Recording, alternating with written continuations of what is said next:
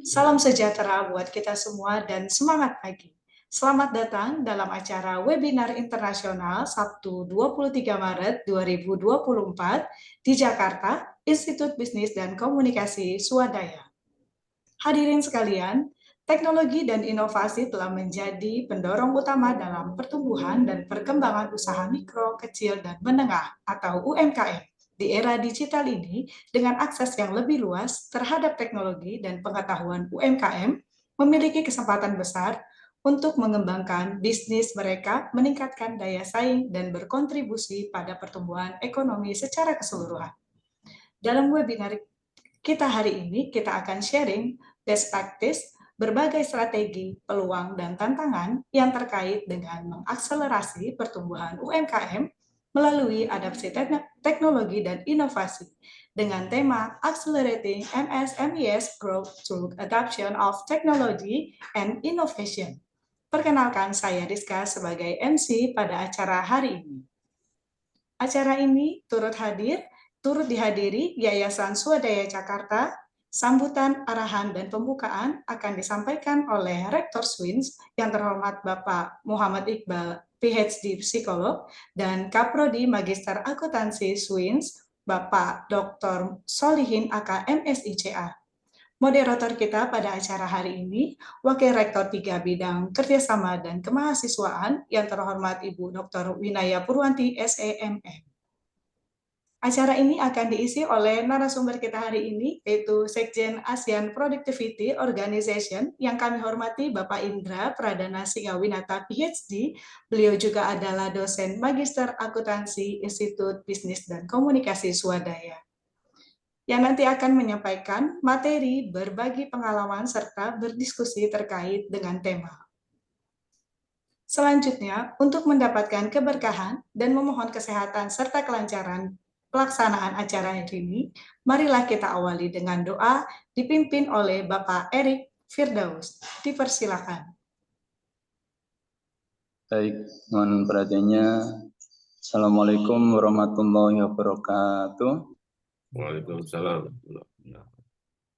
Agar acaranya lebih diberi kelancaran dan kemudahan dan kebarokan oleh Allah, Tuhan yang Maha Esa, kita panjatkan doa dulu kepada Allah yang Maha Kuasa.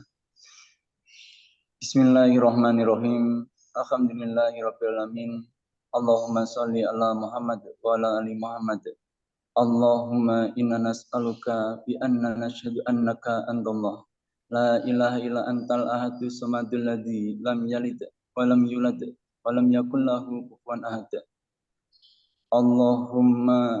Allahumma hdina wa hdiha ula'il indonesiin wa man ma'ahum lil iman wal islam wal jamaah wal nasihah wa akhlaqil hasanah wa amalis shalihat wa alif bainahum fi tilkal hidayah warzuqhum wa barik lahum. Rabbana la tuzigh qulubana ba'da idh hadaitana wa hab lana min ladunka rahmah innaka antal wahhab. Rabbana ighfir lana wa li ikhwanina alladziina sabaquna bil iman wa la taj'al fi qulubina ghillan lil ladziina amanu rabbana innaka ra'ufur rahim. Rabbi anzilni munzalan barakan wa anta khairul munzilin. Ya Allah, ya Dzal Jalali wal Ikram.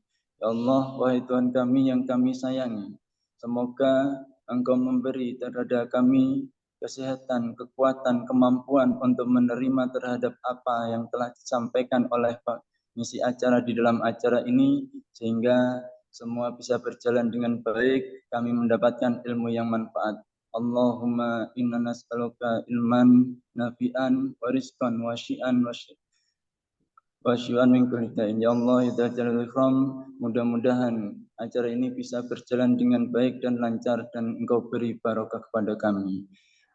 Allahumma inna nas'aluka min khairi ma sa'alaka minhu nabiyyuka Muhammadin sallallahu alaihi wasallam wa na'udzubika min syarri ma sta'adha minhu nabiyyuka Muhammadin sallallahu alaihi wasallam wa antal musta'anu wa alaikal balag wa la haula wa la quwata illa billah. Rabbana atina fid dunya hasanah wa fil akhirati hasanah wa qina adzabannar. Allahumma barik fi majlisina, Allahumma barik fi majlisina, Allahumma barik fi majlisina. Allahumma sholli ala Muhammad wa ala ali Muhammad. Alhamdulillahirabbil alamin. Sekian, Assalamualaikum warahmatullahi wabarakatuh. Assalamualaikum. Hadirin yang berbahagia, mengawali acara ini, marilah bersama kita menyanyikan lagu kebangsaan Indonesia Raya. Hadirin dimohon untuk duduk dalam posisi tegak.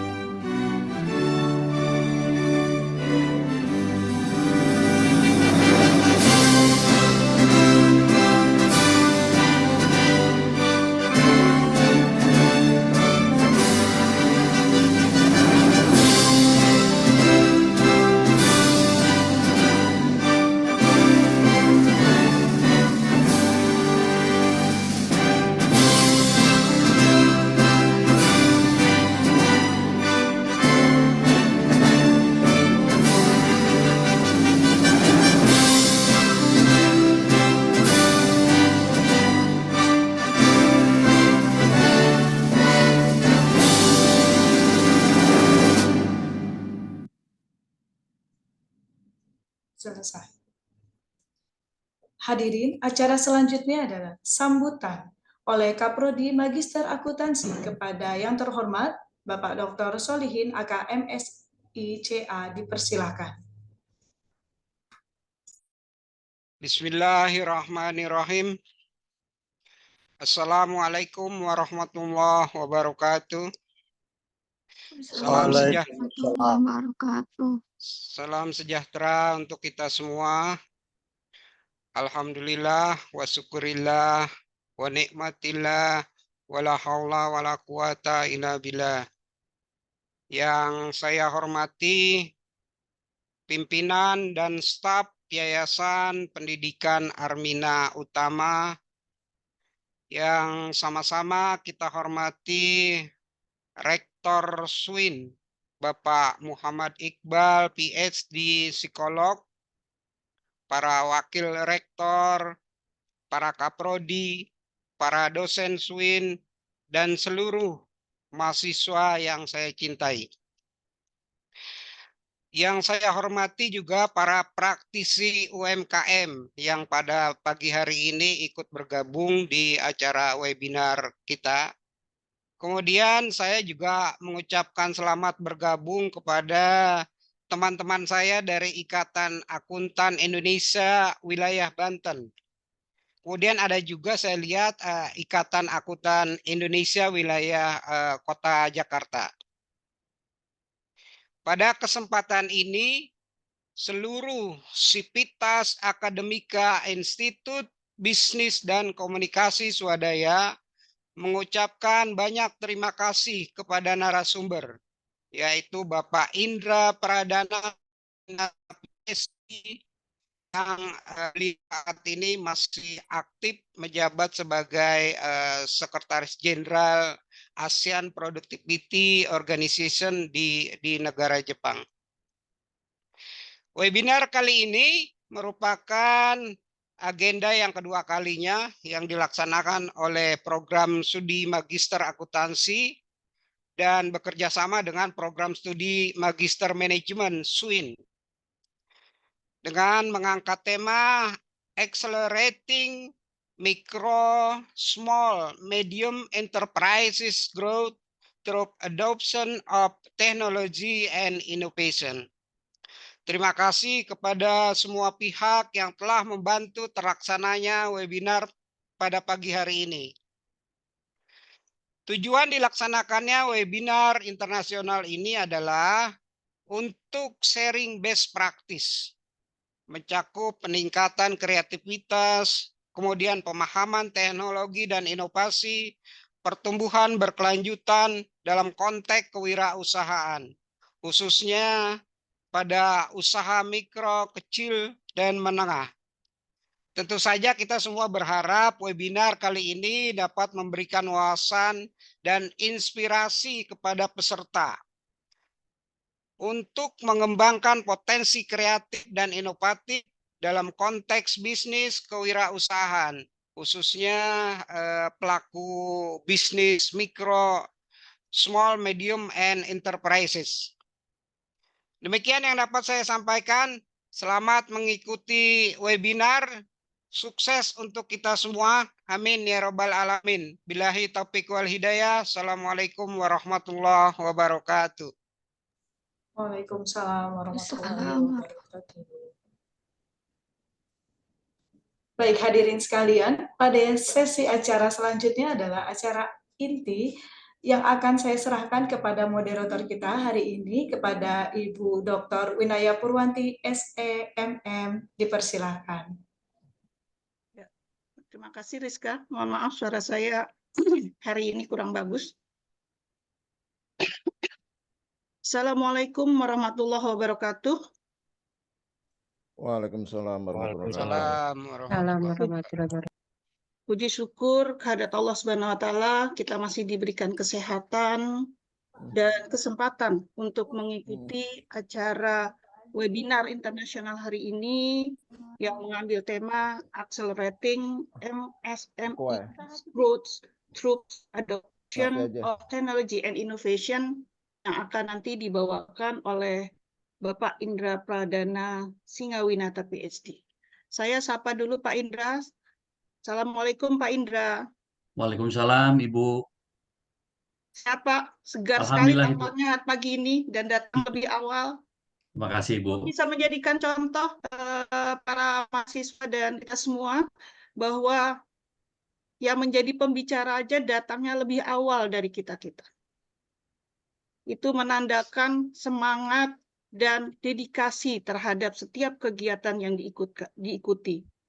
Semoga kita bisa mengambil manfaat yang lebih baik dari Pak Indra yang memberikan kebanggaan pada Indonesia karena beliau saat ini menjadi Sekjen Asian Productivity Organization dari bulan Juni 2022 sampai September 2025. Begitu ya Pak Indra ya? Iya Bu, insya Allah Ibu. Untuk lebih jelasnya, mari kita lihat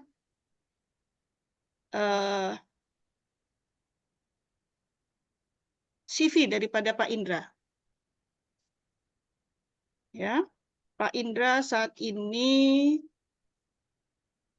sebagai PT Penjamin Infrastruktur Indonesia itu sebagai Head of CEO Office Division itu dari Januari 2019 sampai sekarang, yang sebelumnya dimulai dari tahun Agustus 2015 sebagai Head of Business Development Division.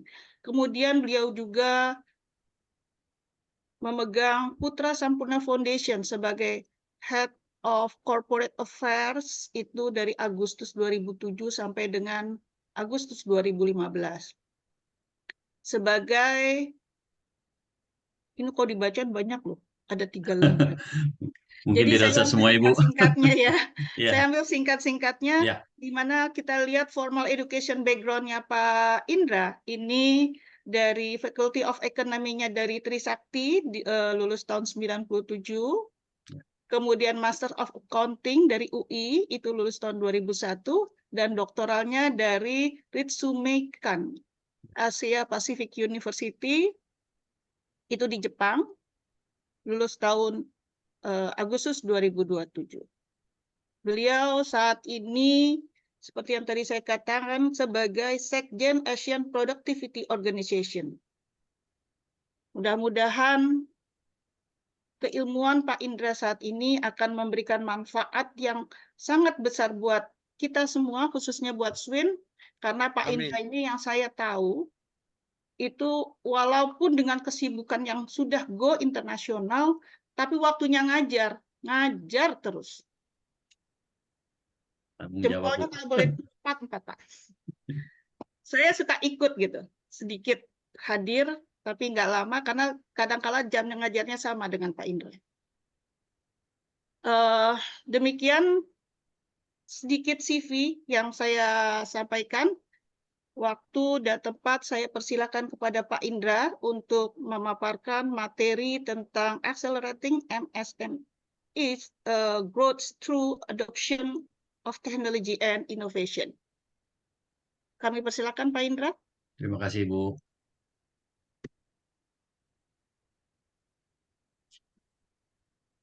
Bisa sharing ini ya, presentasinya ya. Boleh, Alfu. Bisa Pak Indra. Mohon ditunggu. Oh ya, terima kasih.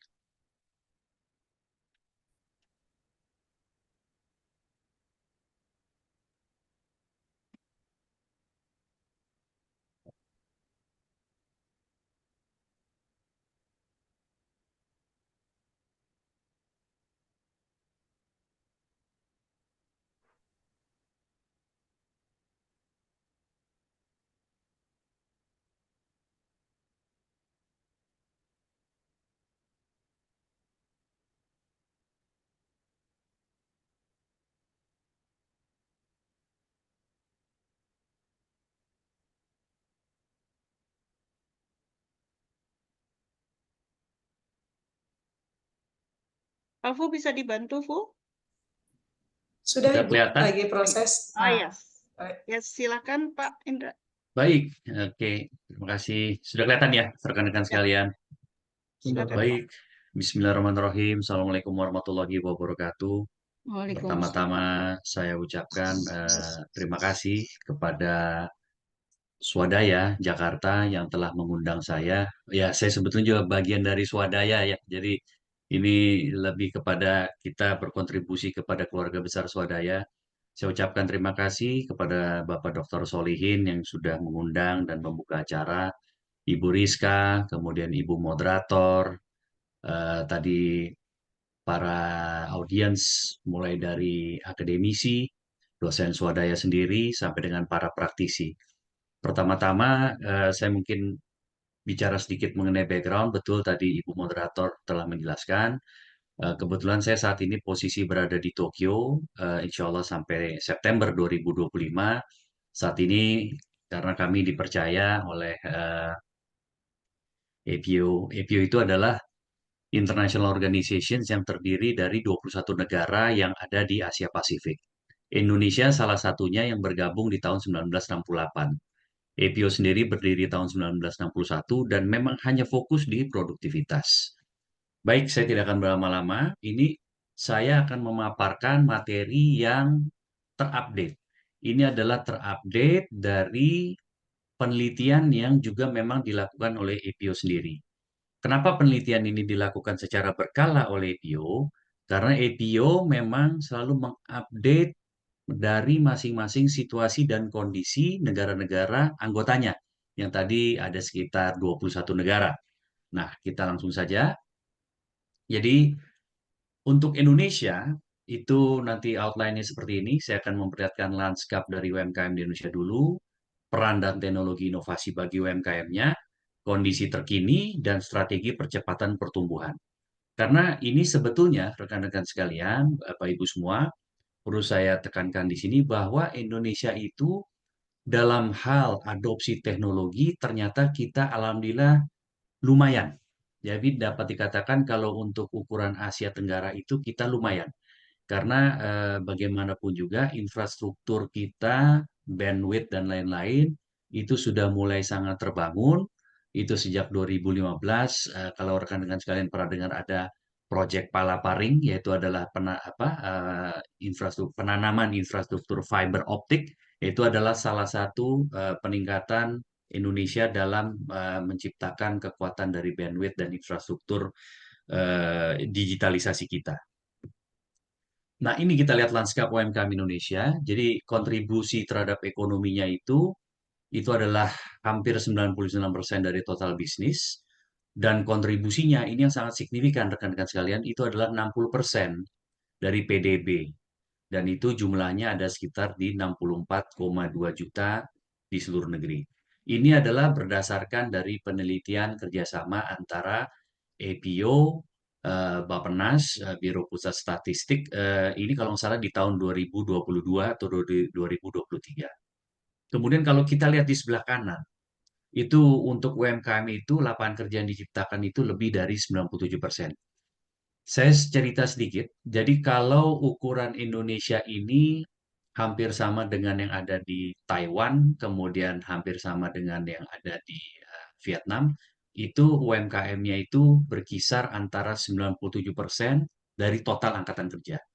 Jadi sebetulnya memang ini besar sekali, rekan-rekan sekalian, Bapak Ibu sekalian, dan memang ketahanan dari UKM ini, nanti saya akan berbicara di selanjutnya, memang sudah teruji, kuat juga pada saat terjadinya krisis. Jadi kalau kita balik lagi tahun 97 saat itu, memang yang akhirnya menolong Indonesia itu bukan siapa-siapa rekan-rekan sekalian, tapi memang UMKM kita yang memang kuat. Jadi karena tidak tergantung dengan pinjaman-pinjaman perbankan yang besar, tidak tergantung dengan pinjaman luar negeri, sehingga memang kuat, kira-kira seperti itu. Nah, kita lihat di sini secara geografi distribution-nya, jadi distribusi sebaran ya, sebaran geografinya. UMKM tersebar hampir di sektor dan wilayah. Tapi memang sampai saat ini di Indonesia, kalau kita lihat secara peta demografi Indonesia, saat ini tingkat urban dan tingkat pedesaan ini juga boleh kita diskusikan lebih jauh nih, karena sebetulnya Indonesia sudah hampir bukan menjadi negara agraris sekarang, melihat dari peta urban yang sudah hampir di angka 51%, alias hampir 50-50 sekarang. Jadi saya ingat dulu kalau zaman saya dulu masih kuliah pun, tahun 92-97 saya kuliah, itu masih Indonesia negara agraris karena memang di daerah pedesaan kita yang beragraria itu masih di angka 70%, 78%. Tapi ternyata sekarang udah hampir 50-50. Nah, kita lihat kontribusi untuk ekspor ya. Jadi untuk kontribusi untuk ekspor UMKM itu banyak ternyata berorientasi pada ekspor. Dan itu kontribusinya sangat besar terhadap pendapatan devisa kita. Jadi tanpa kita ketahui juga ternyata rekan-rekan sekalian, tadinya saya pun juga berpikir bahwa selama ini yang banyak melakukan ekspor itu hanya pemain-pemain besar atau perusahaan-perusahaan besar ya. Ternyata UMKM kita juga banyak sekali yang terlibat dalam ekspor. Dan meskipun itu barang-barang yang mungkin bukan barang-barang yang high tech atau barang-barang yang apa istilahnya high end, tapi jelas UMKM kita ternyata juga melakukan ekspor yang cukup signifikan, rekan-rekan sekalian. Nah, kita lihat di sini saya hanya mengutip dari beberapa figur nasional, salah satunya Presiden Jokowi yang mengatakan kontribusi. Nah, nanti kita akan bicara lagi mikro dan SMEs ya. Jadi mikro dan SMEs yang itu juga dibedakan ya. Itu kontribusi 61%. Kalau kita lihat di situ ada sekitar 202 juta pengguna internet di Republik ini. 202 juta rekan-rekan sekalian. Itu berkontribusi terhadap 70 miliar US dollar. Jadi rekan-rekan sekalian ini kita semua sebagai pengguna internet, pengguna digital, pengguna segala macam yang ada di Indonesia ini itu menyumbang 70 miliar US dollar terhadap digital ekonomi kita itu di tahun 2021. Kemudian kalau kita lihat, saya mengutip dari Bapak Teten Mas Duki, kita lihat di sini, SMEs itu adalah kunci untuk mengoptimalisasi potensi yang ada di pedesaan. Jadi, yang diharapkan sebetulnya itu yang di bawah, rekan-rekan sekalian.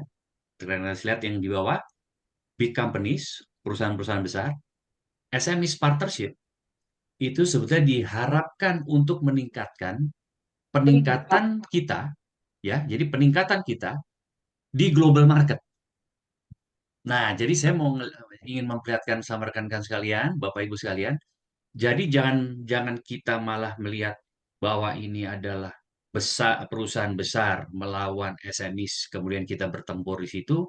Ya, sebetulnya jangan lihat seperti itu. Tapi kalau bisa kita berkolaborasi, entah, ini saya ngomong langsung ya, saya berikan example yang ada di Jepang atau di Korea Selatan, di mana SMEs-nya itu menjadi vendor-vendor atau menjadi supplier-supplier dari sebuah perusahaan besar, kemudian perusahaan besar itulah yang mencoba untuk bermain di pasar global untuk sementara. Apakah ada SME yang sudah bermain di pasar global? Ada, walaupun masih sedikit, rekan-rekan sekalian.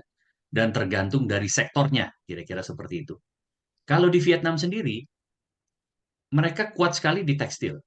Mereka kuat sekali di tekstil dan garment, yang padahal dulu ini adalah milik Indonesia, rekan-rekan sekalian. Kenapa mereka akhirnya bisa menjadi sekuat itu? Karena ini tadi, yang di bawah tadi. Jadi oleh pemerintah, itu semua didukung, semua dikumpulkan, SMEs tadi, kemudian pemerintahlah yang melakukan lobby-lobby kepada global market, alias melakukan lobby terhadap calon-calon importir dari barang-barang kita. Nah, kemudian tanda tangan kontrak, dah di situ kita bisa bermain di pasar global. Kira-kira seperti itu. Kita lihat sekarang di ASEAN. Itu di ASEAN, makanya tadi saya katakan, antara 97% sampai 99% memang adalah SMEs, alias UMKM. Ini di ASEAN. Pastinya UMKM di Singapura beda sama kita besarannya. UMKM yang di Malaysia, di Filipina juga beda dengan kita. Tapi saya ingin katakan bahwa secara kategori di ASEAN pun sama, 90% sampai dengan 99%. Sehingga mereka memiliki daya serap terhadap tenaga kerja besar sekali, rekan-rekan sekalian. Itu di 70 juta, ya, di 70 juta. Dan lihat kontribusinya, itu besar sekali, rekan-rekan sekalian. GDP-nya terhadap kontribusi SMEs ya terhadap GDP negara itu mulai dari yang 35% sampai dengan hampir di 70%. Ini besar sekali. Nah, kita lihat. Langsung saya masuk. Jadi tadi kita udah bicara landscape SMEs di Indonesia, landscape SME yang ada di Asia ya. Kemudian peranannya dalam peningkatan penyerapan tenaga kerja dan lain-lain, dan kontribusi terhadap GDP yang sangat besar sekali, rekan-rekan sekalian. Saya akan masuk sekarang ke peran dari digitalisasi itu sendiri. Perlu saya jelaskan di sini, rekan-rekan sekalian, bahwa saya bukan ahli dari digitalisasinya, karena kita memiliki expert-expertnya sendiri. Tapi paling tidak, saya itu melihat dari sisi policy yang sudah diterapkan di beberapa negara-negara yang ada di APO terhadap digital ini. Bahkan di Jepang ini sendiri, rekan-rekan sekalian, jangan salah, soal kecepatan digitalisasi, bisa jadi Indonesia lebih cepat. Di Jepang ini, rekan-rekan sekalian, masih ada, rekan-rekan sekalian bayangkan, masih ada beberapa restoran, ya, restoran kecil, yang tidak menerima pembayaran digital. Itu saya cukup kaget karena di Indonesia buat saya, dan teman-teman saya di Jepang pun waktu saya ajak ke Indonesia juga kaget. Untuk halal ini Indonesia lebih advance ternyata. Bayar bisa langsung dari M-banking, bayar bisa. Itu ada beberapa yang masih mengandalkan cash. Itu yang cukup saya kaget. Boleh nanti dicek teman-teman nih, itu ada yang masih menggunakan cash. Karena mereka masih percaya bahwa cash is the king. Kenapa rekan-rekan sekalian mereka masih seperti ini? Jangan lupa, populasi di Jepang mayoritas adalah orang-orang senior, alias di atas 50-60 tahun. Sehingga kecepatan dari adopsi teknologi ini memang nggak terlalu cepat, rekan-rekan sekalian. Makanya dibilang aging population. Jepang ini aging population, di mana hampir semuanya sudah masuk ke dalam grup senior. Ini juga terjadi di Korea Selatan. Dan kecepatan aging population ini cepat sekali sekarang. Ini 10-20 tahun lagi adalah masalah yang sangat-sangat besar. Ini agak di luar konteks, tapi sangat besar.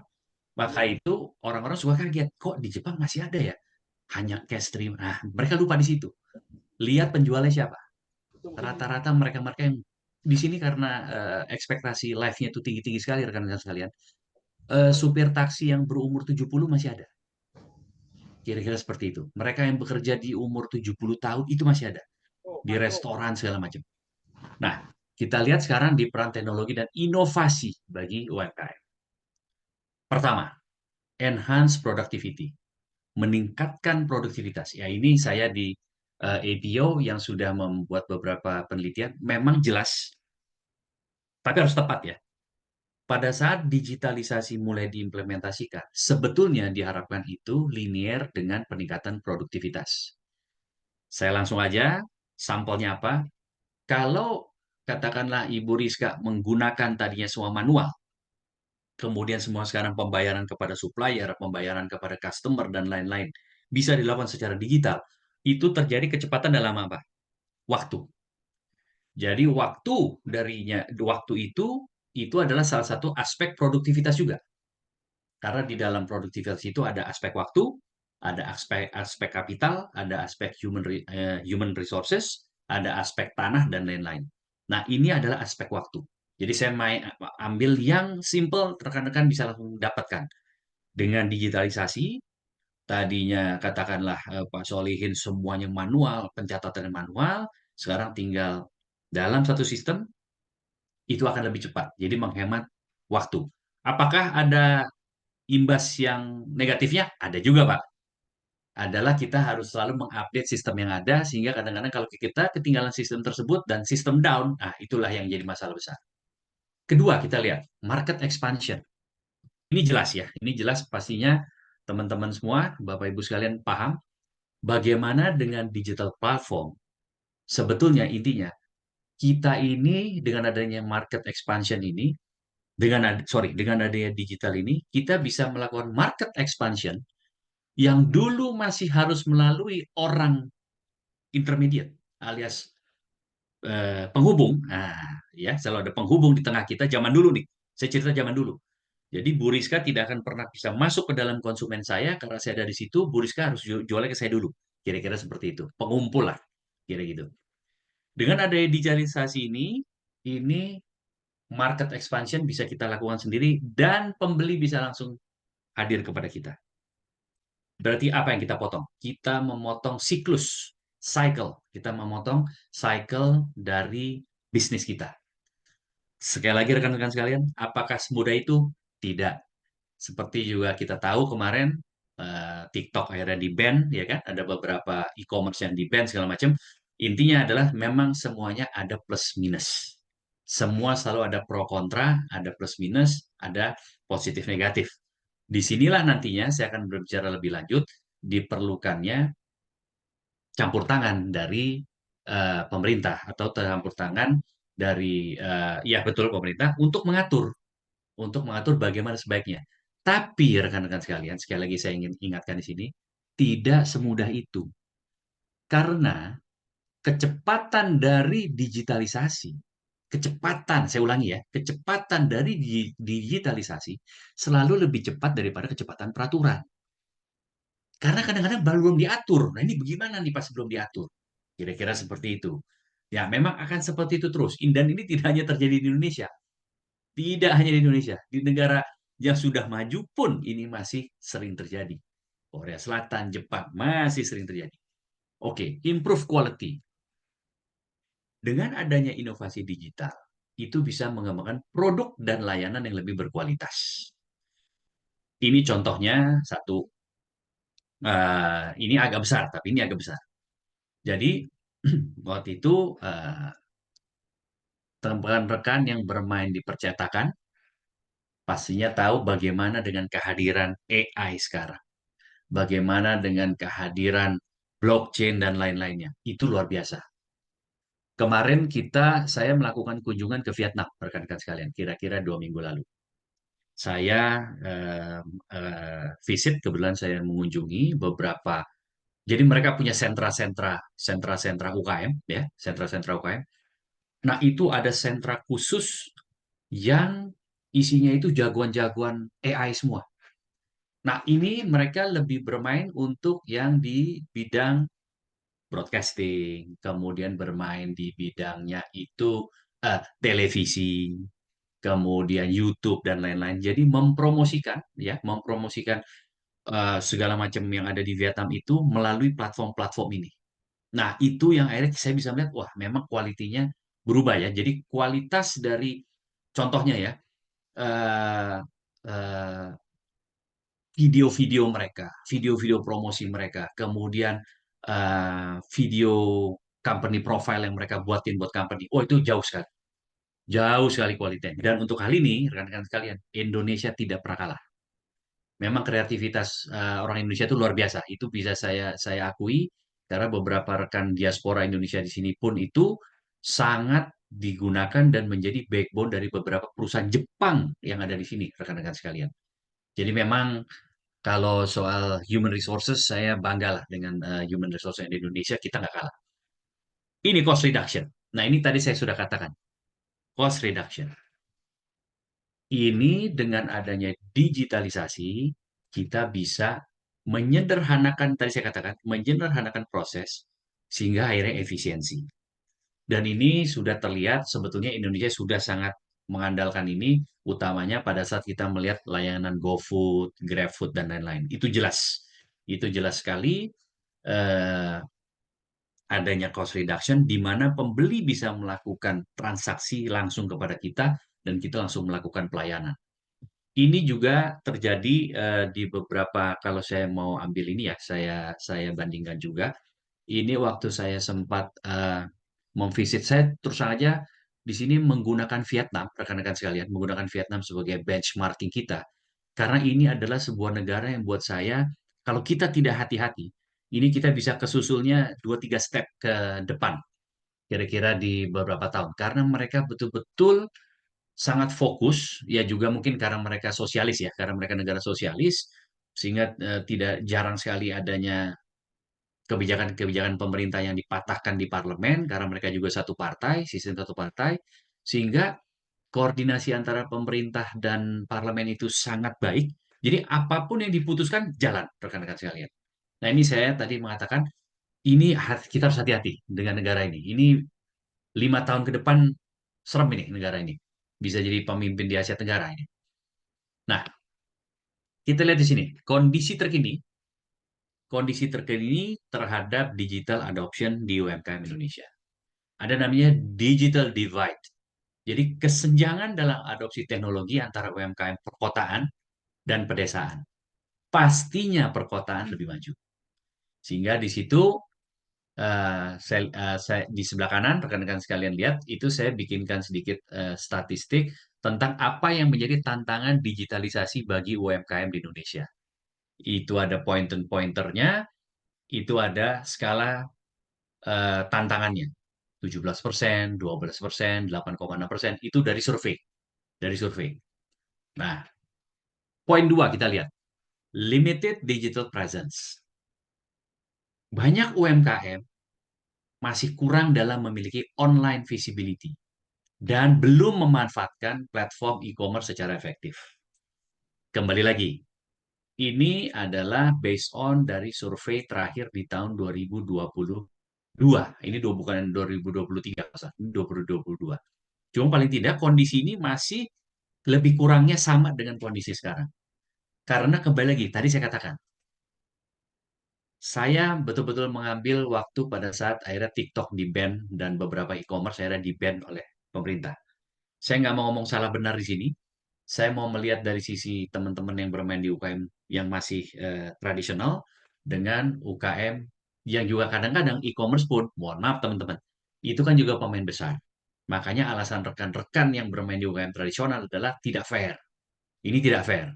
Karena mereka memiliki, kasarnya rekan-rekan sekalian, saya open aja di sini, kasarnya mereka bisa bakar uang dengan diskon yang gila-gilaan. Kan Bariska tahu lah, pasti Bu Rizka, Bu Moderator, kadang-kadang yang pernah beli-beli itu pasti tahu lah. Memang kadang-kadang harganya tidak masuk akal. Membahagiakan bagi konsumen, tapi membunuh mereka-mereka yang masih betul-betul tradisional. Jadi saya pun melihatnya ini secara balance. Secara balance. Karena saya langsung berdiskusi waktu itu juga dengan beberapa pemimpin UKM di Tanah Abang yang akhirnya meminta untuk TikTok ditutup dan bukan ditutup sih sebetulnya, tapi TikTok tidak bisa melakukan transaksi langsung, kira-kira seperti itu. Saya bisa ngerti juga dari pandangan mereka. Itu yang mereka katakan kepada saya. Dia bilang gini, begini Pak Dokter, kalau kita head to head-nya bareng, sama nih, harganya, biayanya sama, kita fine. Tapi kalau kita versus yang bakar duit, ya nggak fair dong, kira-kira seperti itulah bahasa mereka. Oke, jadi saya juga bisa menangkap aspirasi itu. Oh, oke, jadi itu ternyata. Kira-kira seperti itu. Kita lihat di poin 3. Ini kondisi terkini ya, saya ulangi ya, ini kondisi terkini. Low automation. Jadi secara manual itu juga masih banyak di Indonesia yang menyebabkan inefisiensi dan pertumbuhan lebih lambat. Tapi di sini saya nggak berbicara warung ya, saya nggak berbicara warung. Tapi rekan-rekan bayangkan, seperti halnya nelayan-nelayan ya, nelayan-nelayan yang ada di Jepang, kemudian nelayan-nelayan sebagian yang ada di Taiwan. Mereka itu sudah bisa memanfaatkan digitalisasi ini sedemikian rupa sehingga ini saya selalu ambil contoh yang pasti-pasti. Jadi waktu ibu moderator menyuruh, saya katakan lagi, saya kapten kapal, ibu yang jaga di pelabuhan. Jadi dengan digitalisasi ini, beberapa transaksi itu karena semuanya bisa real time ya, semuanya bisa real time. Itu transaksi itu bahkan ada beberapa yang bisa dilakukan di tengah laut. Nah, tapi ini agak ngakal, rekan-rekan sekalian. Biasanya transaksi tengah laut itu memang ada yang bilang ilegal juga. Karena itu namanya menghindari pajak, menghindari retribusi dan lain-lain. Cuma memang mereka ada yang sudah melakukan seperti itu.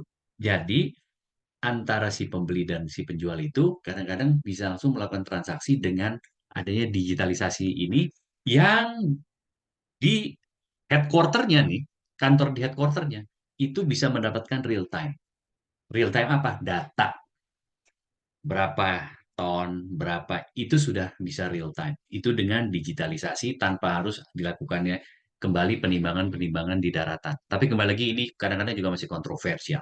Oke, sekarang di sini adalah lack of digital skills. Nah ini juga sama, ini bahkan sebenarnya termasuk saya nih. Ini termasuk saya ini juga adalah orang yang agak masih butuh bantuan dalam hal digitalisasi, karena itu dibutuhkan skills. Bahkan kayaknya kalau kayak gini saya mesti belajar dari Gen Z. Gen Z yang sudah sangat paham dengan digital skills ini, kayaknya skills ini sudah mereka bisa atasi. Jadi rekan-rekan sekalian, ini adalah by survey ya, by survey.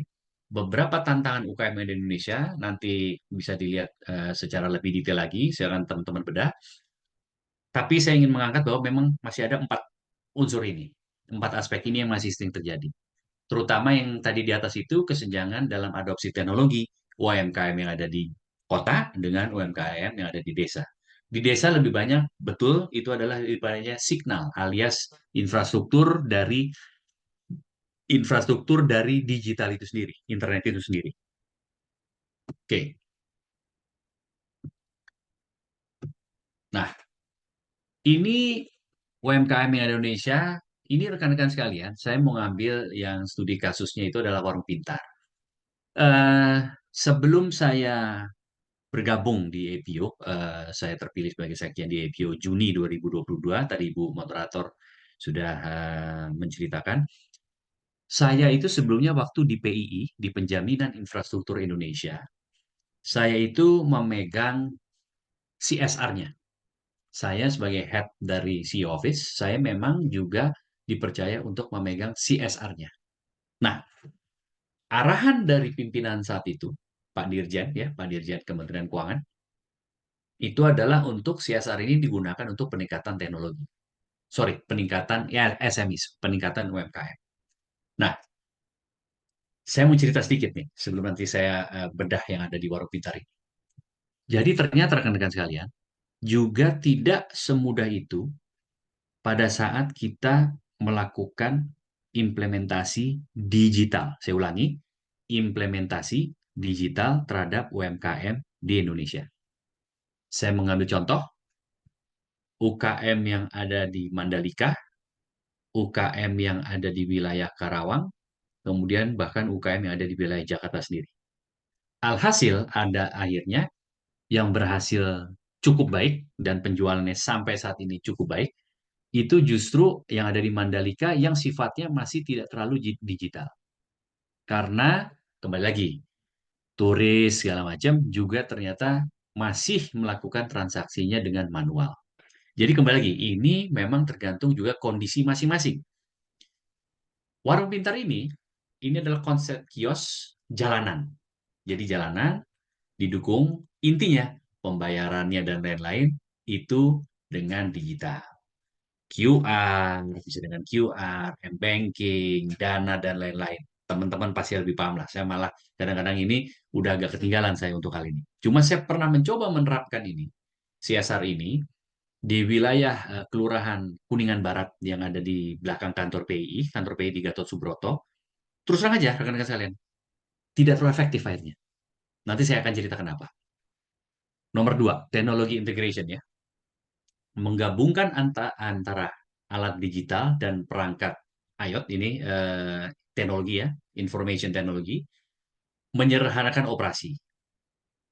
Kemudian market expansion, sama tadi, market expansion, mereka bisa menjangkau yang lebih luas, karena dengan digital ini akhirnya bisa menjangkau customer yang lebih luas, dan community impact. Ini pemberdayaan pengusaha lokal dan mempromosikan pengembangan ekonomi di lingkungan perkotaan. Nah, saya cerita yang bagian saya. Secara teori, ini baik. Satu adalah UMKM yang ada di perkotaan, mereka ingin melakukan inovasi, teknologi, market expansion, sekali lagi, market expansion, dan community impact. Akhirnya saya pernah menemukan kurang berhasilnya karena kenapa? Karena mereka ternyata juga belum siap dalam melakukan inovasi ini. Saya ngambil contoh yang simple. Bu Rizka selama ini melakukan transaksinya itu dengan pelanggan itu langsung, ya, langsung. Terus mereka mencoba market expansion. Begitu mencoba market expansion, mereka taruh di e-commerce platform seperti Tokopedia dan kawan-kawannya, mungkin kalau makanan di GrabFood dan kawan-kawannya, begitu mendapatkan orderan yang tiba-tiba naik 2-3 kali lipat, nggak siap. Nah, itu juga harus dipikirkan rekan-rekan sekalian. Jadi saya ngomong selalu tuh antara teori dan ini saya mencoba menggabungkan karena saya selalu ingin melihat, ini cocok nggak sih? Gitu loh. Ada yang cocok, ada yang enggak rekan-rekan sekalian. Tergantung juga sektornya apa. Jadi, Ibu Bapak sekalian bayangkan, ya, tadi saya cerita, Ibu Rizka selama ini, oke, customer saya sehari 50, sehari 75, paling banyak nih. Terus, ke atas nama digitalisasi, saya ikut aja main di platform gini, gini, gini. Tiba-tiba Bu Rizka, pesanannya naik 3 kali lipat. Dan kita tidak siap. Akhirnya apa? Mulai dong, kepercayaan turun. Turun, malah akhirnya bisa jadi bubar, kira-kira seperti itu. Nah, ini yang kita juga mesti berhati-hati. Makanya jangan kita juga asal. Kita harus lihat dulu sektor kita apa, kita bermainnya di mana, ukur kekuatan kita. Kita kuat sampai dengan berapa customer. Itu sangat penting. Jangan semuanya main, ini jangan seperti itu. Oke, ya, saya lanjut. Nah, ini adalah yang juga pernah saya lakukan. Jadi, studi kasusnya usaha kerajinan. Ini waktu itu ada usaha kerajinan di daerah Jawa Timur, ya, di daerah Jawa Timur. Kalau Bali, ini udah advance. Ya, saya ulangin rekan-rekan sekalian. Kalau Bali udah advance. Karena dia sudah berpuluh-puluh tahun deal dengan ekspor terhadap kerajinan mereka. Mereka sudah deal. Ini ada limited online visibility. Jadi banyak UMKM kerajinan tradisional di Indonesia itu tidak memiliki online. Sehingga sulit untuk menjangkau pelanggan di luar pasar lokal. Ini tantangannya. Satu lagi, pengusaha kerajinan tradisional bergantung pada metode produksi dan distribusi tradisional. Ini juga nggak salah. Yang tadi saya katakan, ini juga tidak salah. Karena memang kerajinan tangan mereka itu masih betul-betul dilakukan secara manual. Jadi yang ingin saya katakan adalah, kalau teman-teman mengatakan digitalisasi, harus selalu lihat di di di area yang mana yang saya butuhkan. Di area produksinya kah? Di area marketingnya kah? Di area penjualannya kah? Itu mesti dipikirkan. Mau dari mana? Karena belum tentu kita bisa langsung end-to-end melakukan semuanya. Enggak juga seperti itu. Contohnya yang ada di pasar kerajinan ini. Tetap mereka, maka itu begitu terjadi order, ada order nih masuk, ini saya langsung ya, yang pernah saya lakukan nih, dengan UKM yang ada di Jawa Timur, begitu order masuk, itu biasanya mereka kumpulkan dulu Karena kenapa? Mereka harus mengatakan, Pak, sih nggak bisa Pak. Setiap order saya iyain, saya nggak mungkin juga.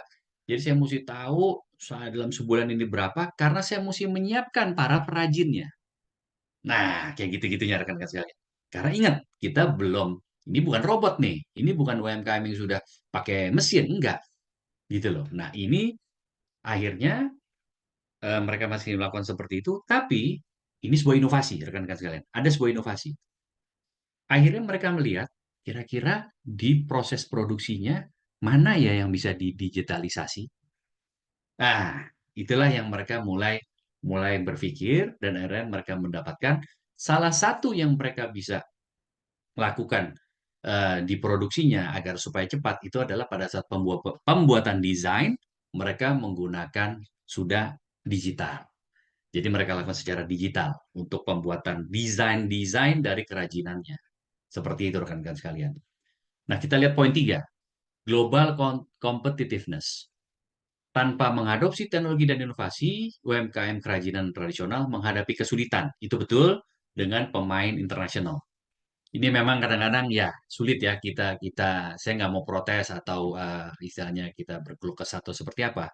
Tapi memang dalam kenyataannya, kalau kita ngelihat kerajinan tangan yang ada di negara yang sudah lebih maju, itu bahkan memang prosesnya pun sudah ada yang dilakukan secara digital.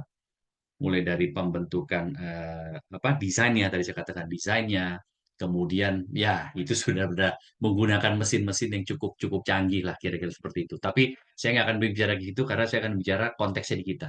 Jadi intinya itu lah rekan-rekan sekalian. Dan yang terakhir, nah ini tadi, ini yang paling penting rekan-rekan sekalian. Kegagalan beradaptasi dengan digital tadi. Ini yang saya katakan. Jadi gimana juga konsumen juga selalu minta pelayanan terbaik, tercepat dan lain-lain. Nah, ini yang kadang-kadang saya worry-nya adalah karena adanya kegagalan dalam kita beradaptasi sehingga akhirnya kita tidak bisa merebut pasar yang seharusnya bisa kita rebut tadi. Tapi untuk hal ini yang khususnya di poin 4, saya di sini tetap mengharapkan adalah kerjasama antara pemerintah, kemudian beberapa perusahaan besar juga untuk membantu UMKM kita dalam hal yang usaha kerajinan ini. Oke, ini tantangan ya, ini adalah faktor-faktor yang menghambat adopsi teknologi bagi UMKM Indonesia. Pertama, infrastruktur. Tadi saya katakan, keterbatasan akses internet, pasokan listrik, dan lain-lain, terutama di daerah terpencil. Makanya teman-teman nanti googling adanya proyek Palaparing Barat Tengah Timur yang dulu sudah coba dilakukan di tahun 2015. Saya tidak mengikuti lagi, terus terang aja saya juga sebetulnya ingin mengupdate sampai di mana sekarang proyek itu, karena proyek itu adalah untuk mengatasi poin 1 ini, keterbatasan akses dari infrastruktur. Ini nomor 2 adalah paling klasik. Tadi sebelum acara saya sempat ngobrol sama Dr. Solihin sedikit. Access to finance. UMKM sangat terlimitasi dalam mengakses modal, khususnya di bidang teknologi investasi. Pada saat kita berbicara pinjam modal, ya, kita bicara pinjam modal, kemudian perbankan pasti akan hanya selalu menanyakan berapa pengembalian dan berapa lama. Itu juga tidak salah, karena memang perbankan dikejar untuk hal tersebut. Berapa profit, berapa kecepatan dalam ininya, berapa portfolionya, dan lain-lain. Jadi tidak salah. Maka itu ini ada yang mesti disinkronkan nih rekan-rekan sekalian. Kasihan nih UMKM kita nih untuk mengakses permodalan atau financingnya memang masih sangat tantangan. Nomor 3, tadi saya katakan, regulatory barriers. Regulasi yang kadang-kadang sangat kompleks, bahkan kadang-kadang bisa mengadres kemajuan teknologi yang ada.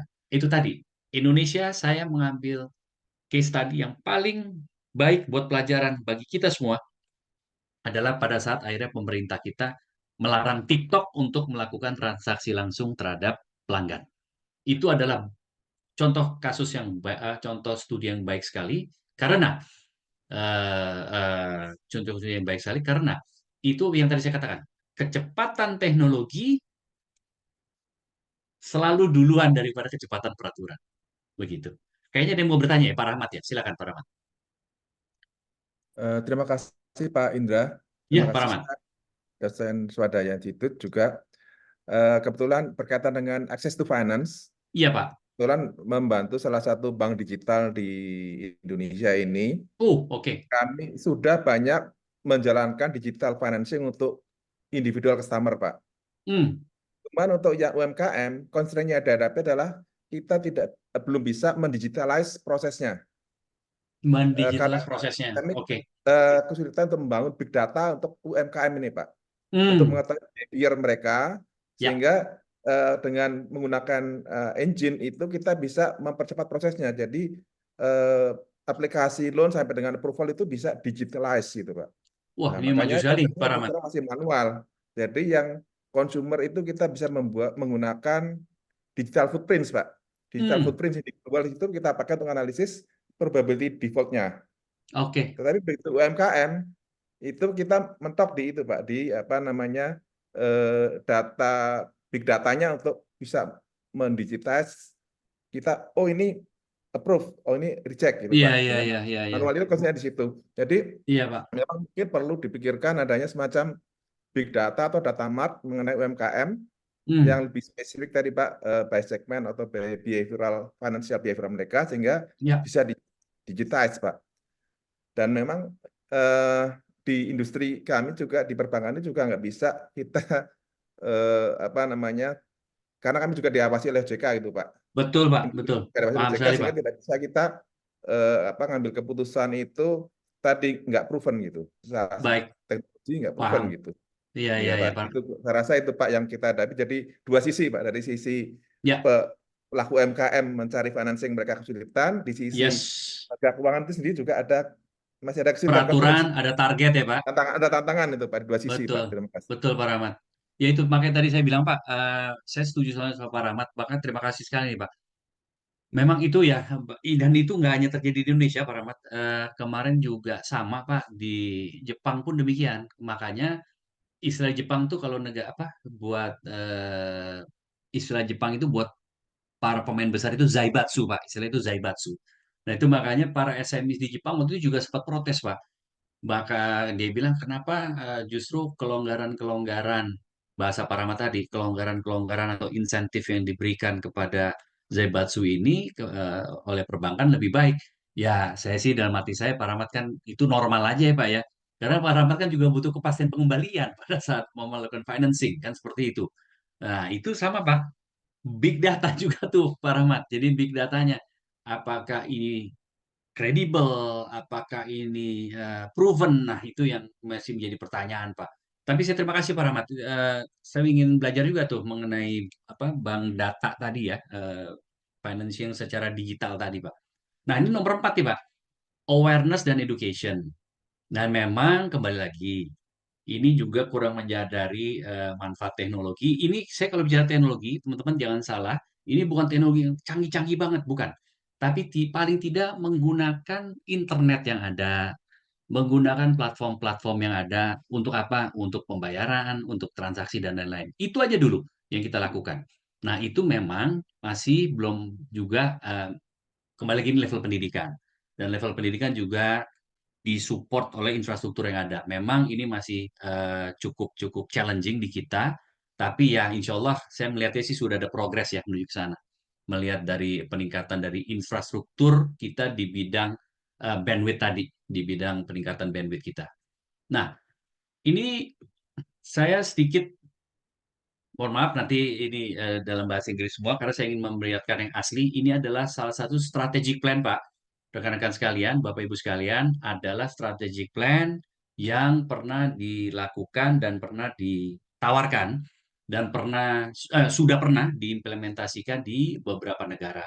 Kembali lagi, salah duanya adalah Vietnam dan Malaysia, Pak. Pertama adalah selalu dari government inisiatif, Pak. Memang seperti itu. Jadi di situ adalah financial support, policy reform, ya, regulasi, jadi policy reform, kemudian pembangunan digital. Nah, Indonesia sudah mulai melakukan yang tadi saya cerita di Palaparing. Tapi saya mohon update-nya nih Pak Solihin. Saya udah lama nggak berkutat di situ, pengen tahu sampai di mana sekarang status dari perkembangan Palaparing tadi, proyek Palaparing tadi. Lihat, jadi dari government initiative, financial support, policy-nya, regulasinya, infrastrukturnya. Nah, ini Pak, capacity building program. Di Malaysia, Pak, ini dilakukan langsung oleh perbankan SMEs-nya. Jadi ada mereka punya bank SME, ini mereka yang melakukan langsung capacity program terhadap mereka-mereka yang mengajukan pinjaman, Pak Rahmat. Jadi mereka yang mau mengajukan pinjaman, mereka justru dilakukan pelatihan dulu sampai mereka akhirnya bisa menerima pinjaman itu sendiri. Ini paling tidak yang saya lihat di Malaysia. Kemudian access to finance, ya tadi collateral free loans, seperti Pak Rahmat tadi udah cerita ya, ada collateral free loans. Nah ini juga kembali lagi kolateral dan tidak kolateral, kadang-kadang juga saya pun masih pro kontra dalam melihatnya, karena kasihan juga perbankan kalau semua peminjam nggak ada kolateralnya, kasihan juga Pak. Venture capital ya, angel investor, ini pernah kami lakukan zaman dulu juga. Jadi ada angel investor, ini intinya adalah rekan-rekan sekalian, mempertemukan UKM-UKM yang baik ya, UKM-UKM yang potensial dengan para calon-calon investor. Nah, kayak gitu. Itu yang disebut dengan angel investor.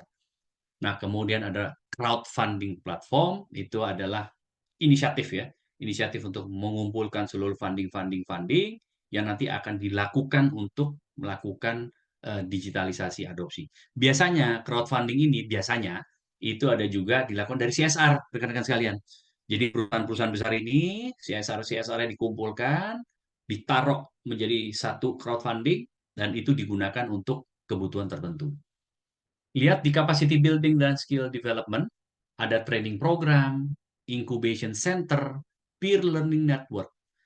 Training program, tadi saya udah cerita, ini kita lakukan kolaborasi ya, kita kolaborasi dengan education swadaya ya, bisa dengan swadaya melakukan training-training program ini untuk melakukan diseminasi terhadap teknologi-teknologi yang baru yang mungkin bisa kita bukan mungkin, yang harus kita diseminasikan paling tidak minimal kepada mahasiswa kita.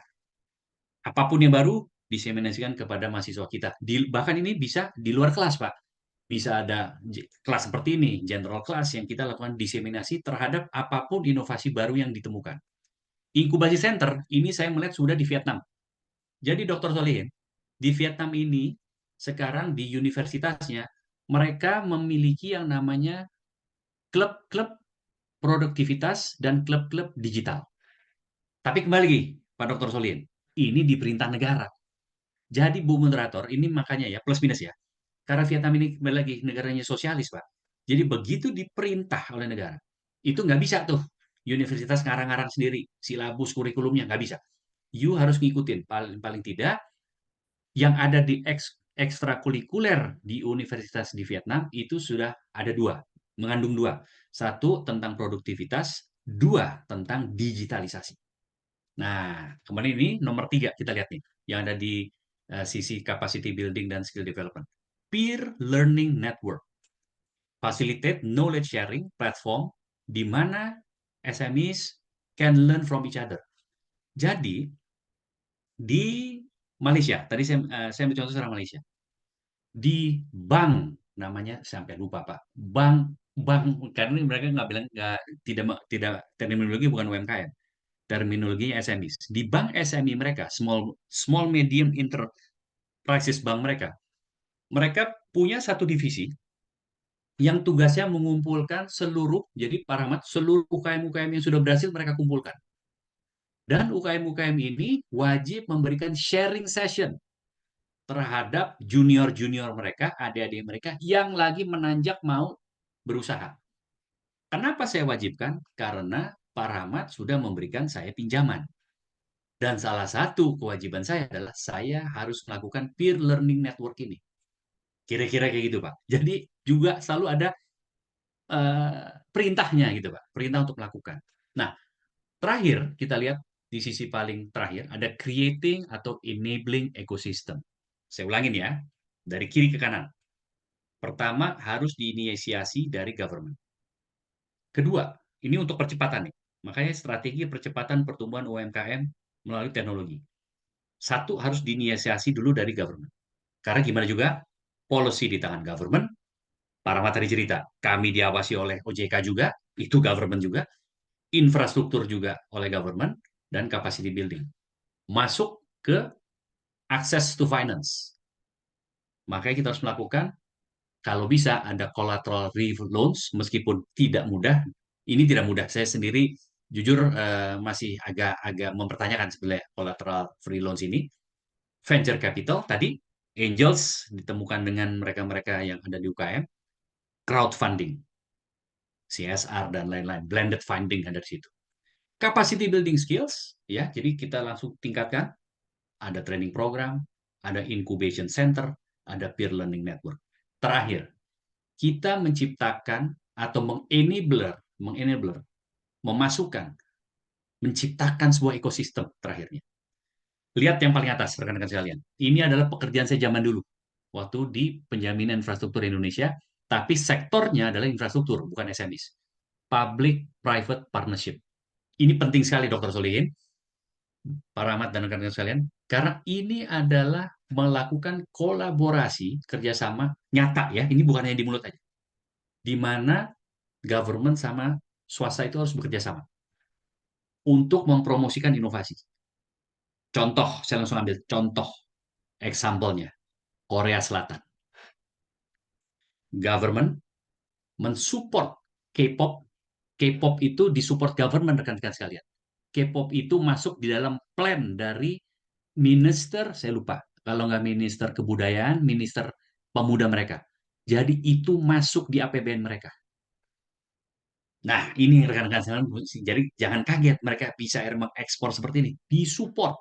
Mereka disupport. Nah, itu dengan adanya kreativitas swasta, ditemukan dengan dukungan pemerintah, mereka jalan. Nomor 2, teknologi hubs dan cluster. Jadi, mendevelop cluster-cluster. Nah, ini Pak Rahmat. Ini menciptakan cluster-cluster ini sudah mulai ada, itu di Jepang dulu terkenal dengan namanya One Village, One Product. Dari tahun 72. Jadi dia cluster tuh, Dr. Solin, dia cluster. Yang menciptakan kerajinan tangan, itu di daerah A. Yang menciptakan, yang membuat sepatu-sepatu kulit di daerah B. Itu dibikin, itu cluster-cluster. Ujung-ujungnya adalah cluster. Dan terakhir, market access to support. Nah, ini meng-assess. Jadi, pemerintah meng-assist juga UMKM untuk go internasional. Ini adalah tahap akhirnya, kalau kita mau melakukan percepatan pertumbuhan. Memang ini, mohon maaf rekan-rekan sekalian, ini saya ambil, saya copy paste. Ini adalah dari plan yang sudah dilakukan. Jadi ini bukan teori lagi. Ini sudah dilakukan oleh Korea Selatan, oleh Taiwan, Singapura jangan ditanya, dia udah di pace yang paling terakhir, Singapura. Kemudian yang ada di Vietnam, Vietnam baru di pace yang nomor pertama. Government Initiative. Itu Vietnam. Dan slide terakhir saya, ini adalah slide terakhir dari saya. Best practice di negara lain.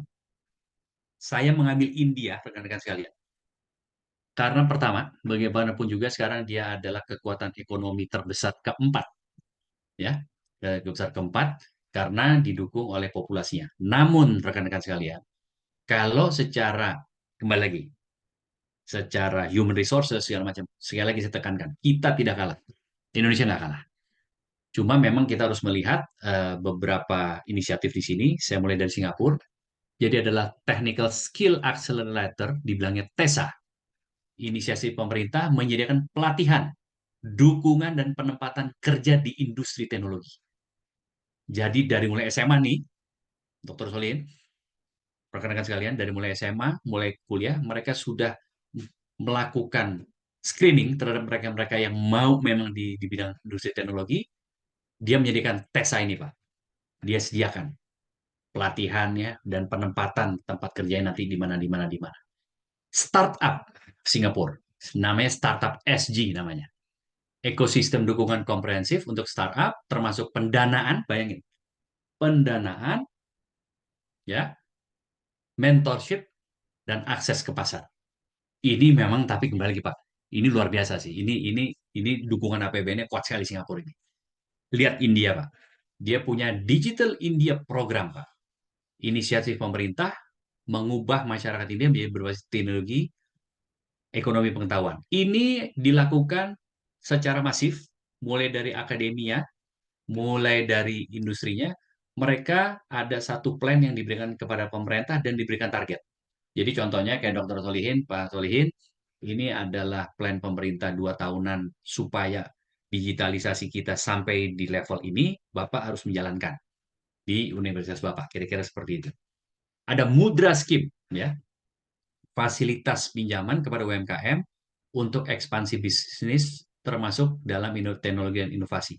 Jadi di dalam Mudra ini, Pak Rahmat, yang salah satu dilihat yang akan nanti boleh mendapatkan pinjaman adalah kalau mereka bisa menunjukkan bahwa mereka sudah melakukan sebuah inovasi. Inovasi dari digitalisasinya. Baru mereka berhak untuk memperoleh fasilitas pinjaman. Selama itu masih manual, dia tidak berhak menerima Mudra Scheme ini. Kira-kira seperti itu. South Korea, ya, Korea Selatan. K-Startup, ya, K-Startup Grand Challenge. Jadi dia menyediakan percepatan menarik startup, tapi startupnya itu yang untuk global. Nah, ini Korea sekali lagi sudah selalu 2 step ya, namanya juga negara maju, 2 step lebih maju. Jadi case startup ini rekan-rekan sekalian adalah dukungan bagi startup-startup, tapi yang percepatannya itu untuk main di global. Jadi nggak boleh main lagi di domestik. Baru dilakukan dukungan pemerintah di situ. Nah, yang terakhir kita lihat Smart Factory Initiative, inisiatif pemerintah untuk mempromosikan adopsi teknologi manufaktur di kalangan UMKM. Ini sudah dilakukan oleh Korea kira-kira 5 tahun lalu. Jadi seluruh manufaktur UMKM yang sudah mengadop teknologi itu nanti difasilitasi Pak Rahmat oleh pemerintah. Apa contoh fasilitasnya Pak Rahmat? Dibantu marketingnya, dibantu penjualannya pada saat mereka mau go global. Rekan-rekan sekalian, itu yang bisa saya sampaikan. Terima kasih. Dan saya kembalikan kepada Ibu Moderator. Terima kasih. Wassalamualaikum warahmatullahi wabarakatuh. Waalaikumsalam warahmatullahi wabarakatuh. Terima kasih Pak Indra. Paparan Sama-sama, begitu singkat namun padat, Pak. Terima kasih, Bu. Tepuk tangan dulu semua buat Pak Indra. Alhamdulillah, Bapak Ibu, rekan-rekan mahasiswa, hari ini yang menghadiri seminar tentang Accelerating Growth Through Adoption of Technology and Innovation ini mencapai 276 orang. Oh, tepuk tangan lagi. Masya Allah. Hampir seluruh mahasiswa dari Swadaya Institute ini hadir, Pak. Ditambah lagi dari beberapa dari Ikatan Akuntansi Indonesia dari Jakarta dan dari Banten, ya Pak Solihin. Dan ada juga dari dari beberapa universitas yang ikut. Wah, luar biasa. Alhamdulillah, semua tertarik dengan judul yang diberikan. Dan memang paparannya begitu praktis dan namun padat. Saya berikan kesempatan kepada Bapak Ibu yang mau bertanya, mengajukan raise hand. Mengajukan raise hand untuk 3 penanya pertama ya Pak Indra. Kita berikan kesempatan untuk 3 penanya pertama. Silakan. Silakan. Mohon izin Bu Winaya, ini sudah ada pertanyaan, boleh di chat di kolom chat. Oh, di chat dulu. Oke. Sambil menunggu, maka kita lihat chat yang masuk untuk pertanyaan dari Sulaiman, Pak. Dari Pak Sulaiman, dari mahasiswanya Pak Indra ini. Pak Sulaiman ini mahasiswanya Maksi. Yang pertama ada di kolom chat, Pak. Apa saja tantangan utama yang dihadapi UMKM, baik di Asia maupun di Indonesia, dalam mengadopsi teknologi dan inovasi? Dan bagaimana cara mengatasi hambatan tersebut? Yang kedua, bagaimana peran ekosistem pendukung dalam memfasilitasi adopsi teknologi dan inovasi tersebut? Itu Pak, mohon sambil kita menunggu yang berikut. Apa digabung, apa mau langsung dijawab Pak? Terserah Ibu, saya ikut saya Ibu. Langsung dijawab dulu yang ini Pak ya, karena ada juga raise hand nanti. Baik, Pak Silakan, Sulaiman, Pak. saya jadi bisa menggunakan slide saya lagi karena ini memang kemarin adalah penelitian yang kita bikin, Pak. Nah, kembali lagi, Pak. Ini adalah seluruh tantangan yang akhirnya kita kemarin secara ini ya, secara research itu akhirnya kita gabungkan, Pak. Pertama itu tadi, Pak, infrastruktur ya, Pak ya, infrastruktur. Sebentar deh, saya jangan sampai mengganggu sini. Oke. Jadi pertama, Pak Sulaiman, itu tadi ada di slides kami, itu memang infrastruktur, Pak. Jadi waktu beberapa UKM tersebut itu diharapkan melakukan inovasi, kembali lagi tidak semudah yang kita kira. Karena belum tentu di daerah tersebut sudah memiliki infrastruktur digital yang baik. Infrastruktur digital ini kita jangan mikir yang serem-serem atau tinggi-tinggi, Pak. Internet. Nah, ini yang kadang-kadang dalam hal internet pun ini tidak juga semua orang bisa mengakses. Tapi, Pak, sebetulnya ada yang lebih fundamental lagi, Pak. Nah, ini sebetulnya harusnya ini dimiliki oleh semua orang yang mau bergerak di UKM kalau memang mereka mau memajukan UKM. Harus mau belajar, Pak. Karena kadang-kadang kita-kita yang sudah berada di comfort zone itu sudah merasa, ya sudah, saya segini aja nggak apa-apa. Saya tidak perlu lagi belajar karena buat saya itu tadi kembali lagi, customer saya sudah cukup. Jadi dari satu, Pak ya, saya berbicara infrastruktur. Kedua, saya bicara mengenai skills kita sendiri. Yang kadang-kadang ya, udahlah saya nggak perlu. Nah, itu akhirnya biasa ketinggalan, Pak, ujung-ujungnya, Pak. Jadi skills kita sendiri ini kita harus terus belajar, Pak. Harus terus belajar kita. Dalam langkah kita untuk seenggak mau nggak maunya, paling tidak kita harus mengerti, oh ini ada platform e-commerce, oh ini ada transaksi yang bisa online. Itu udah wajib sekarang, Pak. Suka nggak suka, saya pun kalau nggak suka, Pak, saya akan minta tolong anak saya, Pak, untuk melakukan transaksi itu, Pak. Kira-kira seperti itu. Nah, ini juga, tantangan UKM mengadopsi teknologi. Nah, itu tadi ya, infrastruktur dan belajar. Nah, terakhir, Pak, tadi saya mengatakan sayangnya juga wadah untuk kita melakukan pembelajaran terhadap digitalisasi ini memang belum banyak. Saya nggak mau bilang tidak ada, sudah ada, cuma belum banyak, belum signifikan. Jadi saya mau kemana ya belajarnya? Nah, itu yang kalau dibandingkan dengan, kembali lagi, saya mohon maaf, terpaksa saya bandingkan sama yang mungkin agak terlalu jauh, dengan Korea Selatan, dengan Taiwan, dengan mereka hub-nya udah banyak nih. Hub-hub digitalnya udah banyak, Pak. Jadi mereka bisa daftar dan bisa memilih. Nah, sebetulnya saya juga pengen mempelajari lebih jauh, apakah hal-hal begini sudah diadres oleh BLK-BLK yang ada di Indonesia. Jadi BLK ini mengajarkan digitalisasi untuk UKM. Nah, menjawab nomor 2 ya. Jadi tadi 3 ya, Pak Sulaiman ya. Pertama adalah memang infrastrukturnya. Apa saja tantangannya kan tadi infrastrukturnya. Kemudian tadi skills dari kita sendiri ya. Karena ini sih tapi kalau daya belajar harus kita, Pak. Harus kita yang memang belajar sendiri, Pak. Kita yang kejar itu kemana. Tapi memang kembali lagi, Pak. Wadah dan akses untuk kita belajarnya memang saya mengatakan masih terbatas, bukan nggak ada. Saya mengatakan Indonesia masih cukup terbatas. Karena itu saya belum mempelajari dan belum berkomunikasi lagi sama rekan-rekan yang berada di Kemnaker, apakah BLK-BLK sudah mulai masuk ke dalam mengajar, mentraining ya, melatih pemuda-pemuda kita ini untuk digitalisasi ini. Nah, nomor 2, bagaimana peran pemerintah dan lembaga keuangan? Seperti yang tadi ada di itu, Pak. Seperti yang tadi ada di slide saya. Jadi, yang harus dilakukan pemerintah itu satu adalah, nah ini tadi, Pak. Kita balik lagi aja deh. Kita balik, Pak. Nah, itu, Pak. Financial support, Pak. Suka nggak suka harus melakukan itu.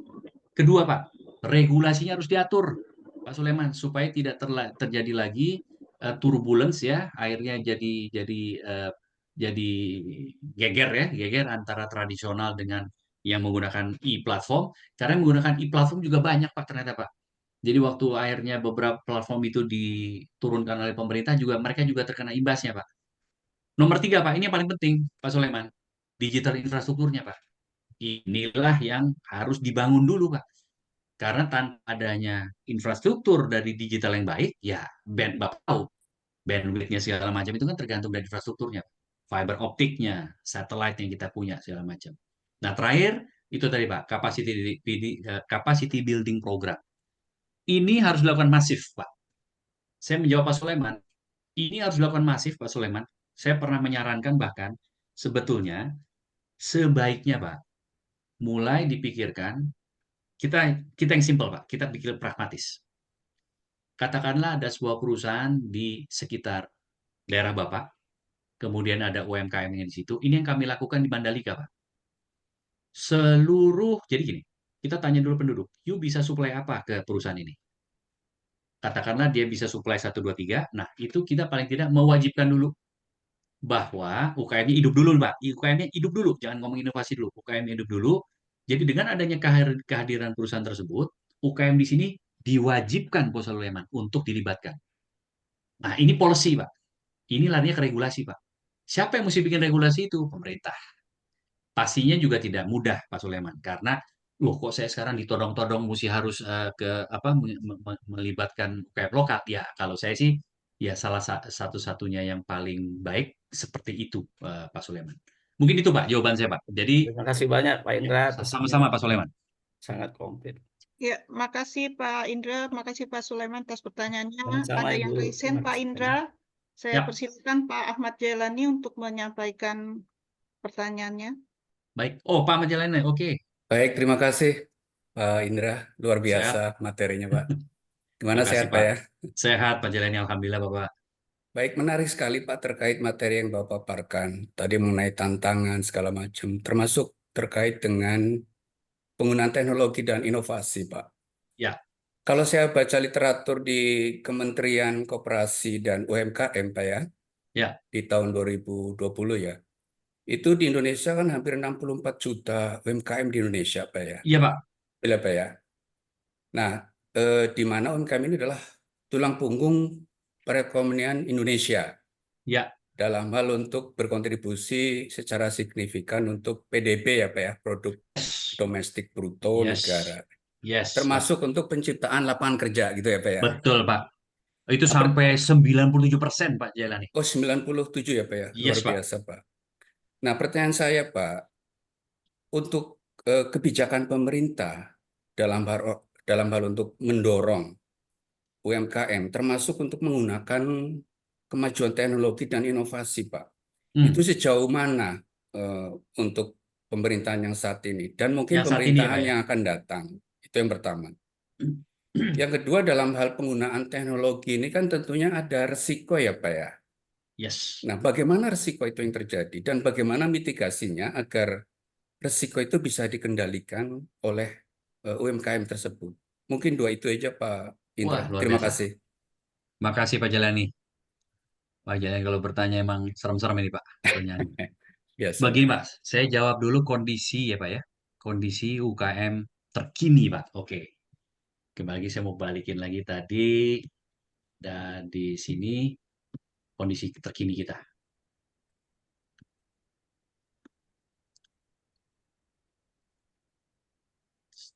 Nah, ini dulu Pak ya. Jadi bukan digitalnya dulu Pak, UKM-nya saja dulu ya. UKM-nya Siap. saja dulu. Baik. Baik. Sorry. Ini Pak. Jadi kontribusinya 60% Pak.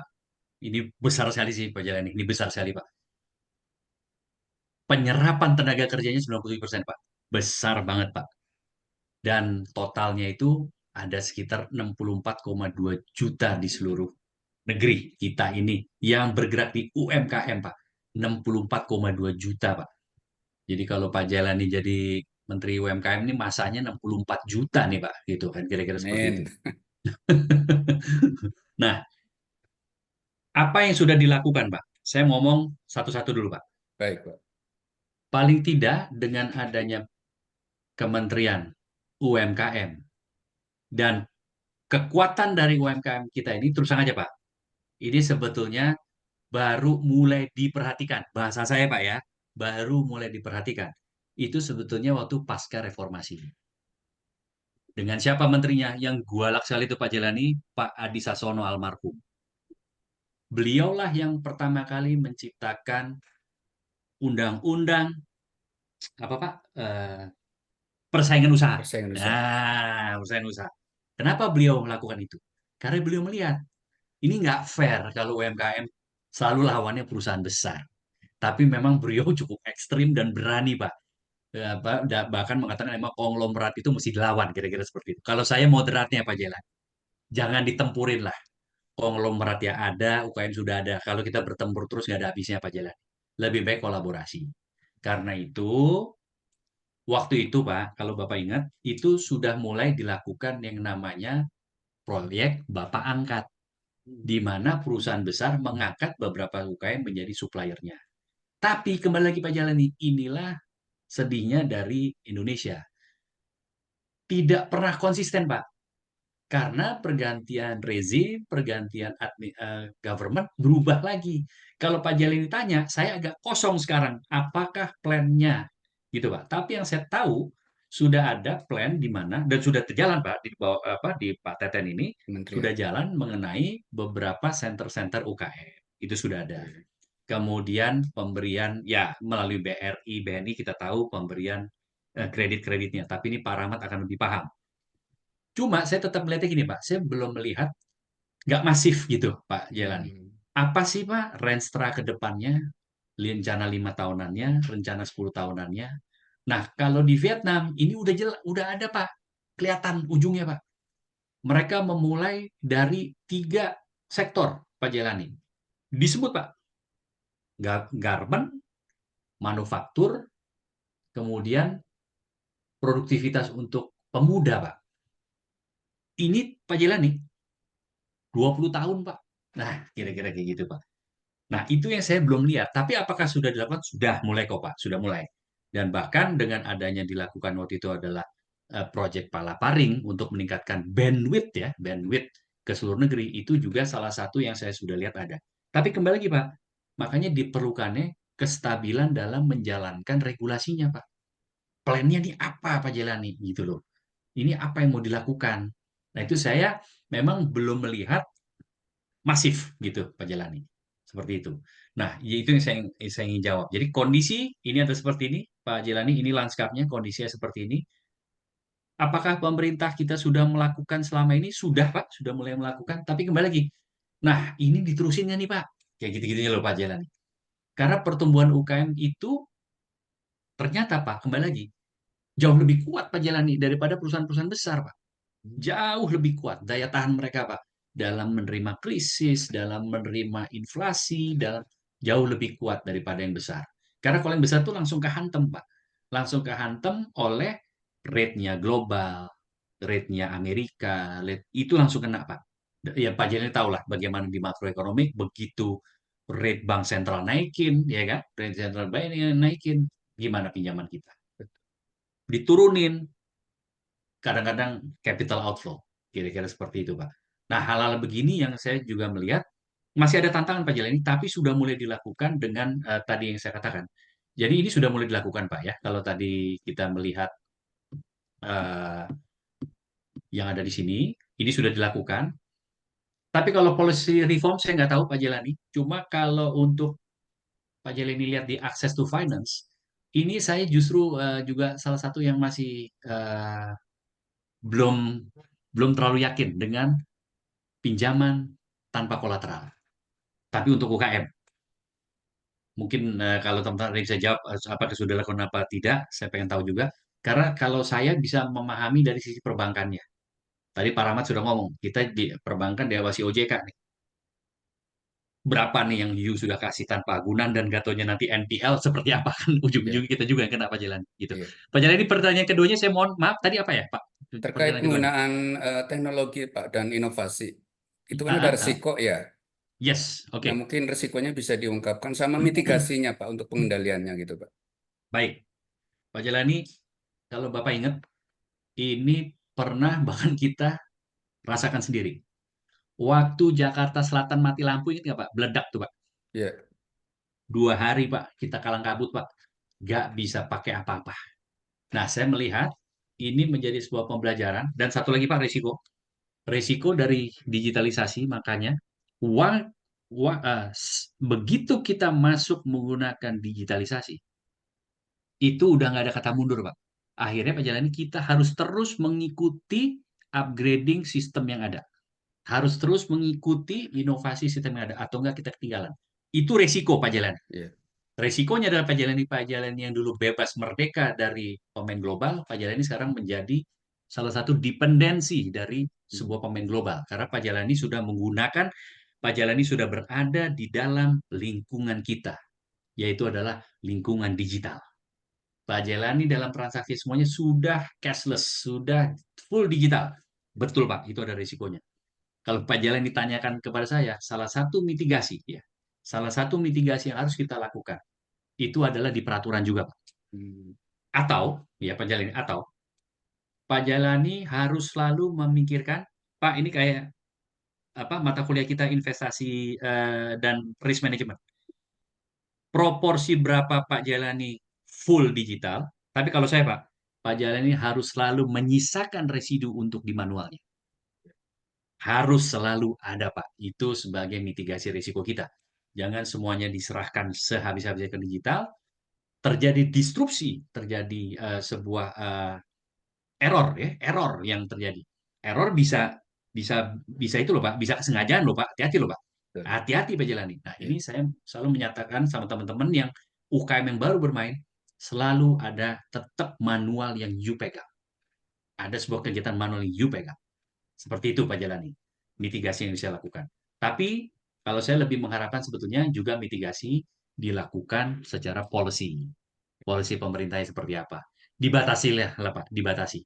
Mungkin sektor ini, oke, tahun ini sekian persen dulu digitalisasinya. Besok sekian persen lagi. Karena kalau semua masuk secara serempak Pak Jelani, itu jujur itu cukup resiko Pak. Kalau terjadi disrupsi seperti yang kita pernah alami Pak. Itu mati lampu cuma 2 hari Pak Jelani, kelabakan Pak. Nggak bisa ngapa-ngapain Pak, bahkan nggak usah pakai ATM. Cash Pak, akhirnya orang bilang. Wah ternyata cash dicoba Pak. Bisa balik lagi kita ke zaman cash akhirnya Pak Jelani. Itu Pak jawaban saya Pak. Manual dan policy Pak. Baik Pak Indra, makasih banyak Pak. Sama-sama Bapak. Makasih Pak Jalani. Pak Indra, kita masih ada 2 pertanyaan Siap. penanya lagi. Baik Yang Ibu. pertama ini kita ada di kolom chat. Yang pertama dari Irlisa Setiawati, ini mahasiswa S1 Ilmu Komunikasi. Pertanyaannya, Pak Indra, bagaimana cara kita untuk menerapkan digitalisasi dalam memasarkan produk UMKM pemula dalam menghadapi persaingan pengusaha besar? Silakan Pak Indra. Siap. Baik Bu. Pertanyaan dari Irlisa. Oh Mbak, oke. Jadi Ibu Irisa ini pertanyaannya sangat fundamental ya, sangat fundamental. Oke. Menerapkan digitalisasi dan memasarkan produk UKM pemula dalam menghadapi persaingan pengusaha besar. Bu Irisa, kalau ini pragmatis ya, saya akan menjawab pragmatis. Pragmatis yang pernah saya temui sama teman-teman yang memang bermain di UMKM. Ya. Produk ya, UMKM produk. Oke. Pertama, Bu Irisa, dalam memulai sebuah usaha, ini di luar digitalisasi malah nih. Selalu kenali dulu segmen pasar yang Ibu mau masuk. Kenali dulu, Bu. Ibu mau main di mana, sektornya apa, barangnya apa. Ini sangat fundamental, Bu. Karena, kenapa? Dari situ bahkan bisa-bisa, Bu Irlisa, bisa-bisa. Oh, ternyata saya belum butuh-butuh amat terhadap digital. Bisa jadi seperti itu. Karena, tadi pertanyaan saya balik ke pertanyaan Pak Jelani. Satu kali kita masuk ke dalam platform digital, itu kita nggak akan bisa keluar lagi. Kita harus terus mengikuti inovasi yang ada. Apakah ini terjajah, terkungkung? Mungkin bahasa seperti itu. Tapi kalau kita melihat, kalau kita menggunakan analogi positif, justru ini saya mau melebarkan pasar. Tapi kembali lagi, saya mau jawab. Untuk menerapkan digitalisasi pasar pemula, kalau saya, kenali dulu pasar yang mau Ibu tuju. Kita ambil contoh, ya, saya ambil contoh yang pernah berhasil sama yang tidak berhasil. Jadi waktu saya melakukan CSR digitalisasi UMKM di beberapa titik, malah yang jalan itu akhirnya katakanlah dari 100, mungkin yang jalan akhirnya cuma tersisa 20, Bu. Tapi 20 ini memang yang sudah memiliki mindset yang beda. Mereka sudah mempersiapkan. Saya memang nggak mau main hanya di sini saja nantinya. Saya nggak maunya berbentuk warung. Saya warung plus penjualan online. Nah, kira-kira kayak gitu. Cuma ada yang waktu itu, saya hanya melayani pesanan-pesanan saja. Kalau dia nggak, dia dua. Ada yang bisa makan di sini, ada yang online. Nah, ini yang berhasil. Apakah mereka menghadapi pengusaha-pengusaha besar? Ada pengusaha-pengusaha besarnya. Adalah para restoran-restoran yang juga bermain di platform yang sama. Kan kira-kira seperti itu. Karena itu akhirnya mereka membuat platform sendiri. Yang tadi saya cerita, Bu Ila. Mereka membuat platform sendiri untuk di wilayah mereka, mereka bermain di situ. Jadi selalu saran saya kepada Bu Ila adalah, kita jangan langsung berpikir, wah nanti saingan saya siapa yang terbesar. Segmen kita siapa dulu?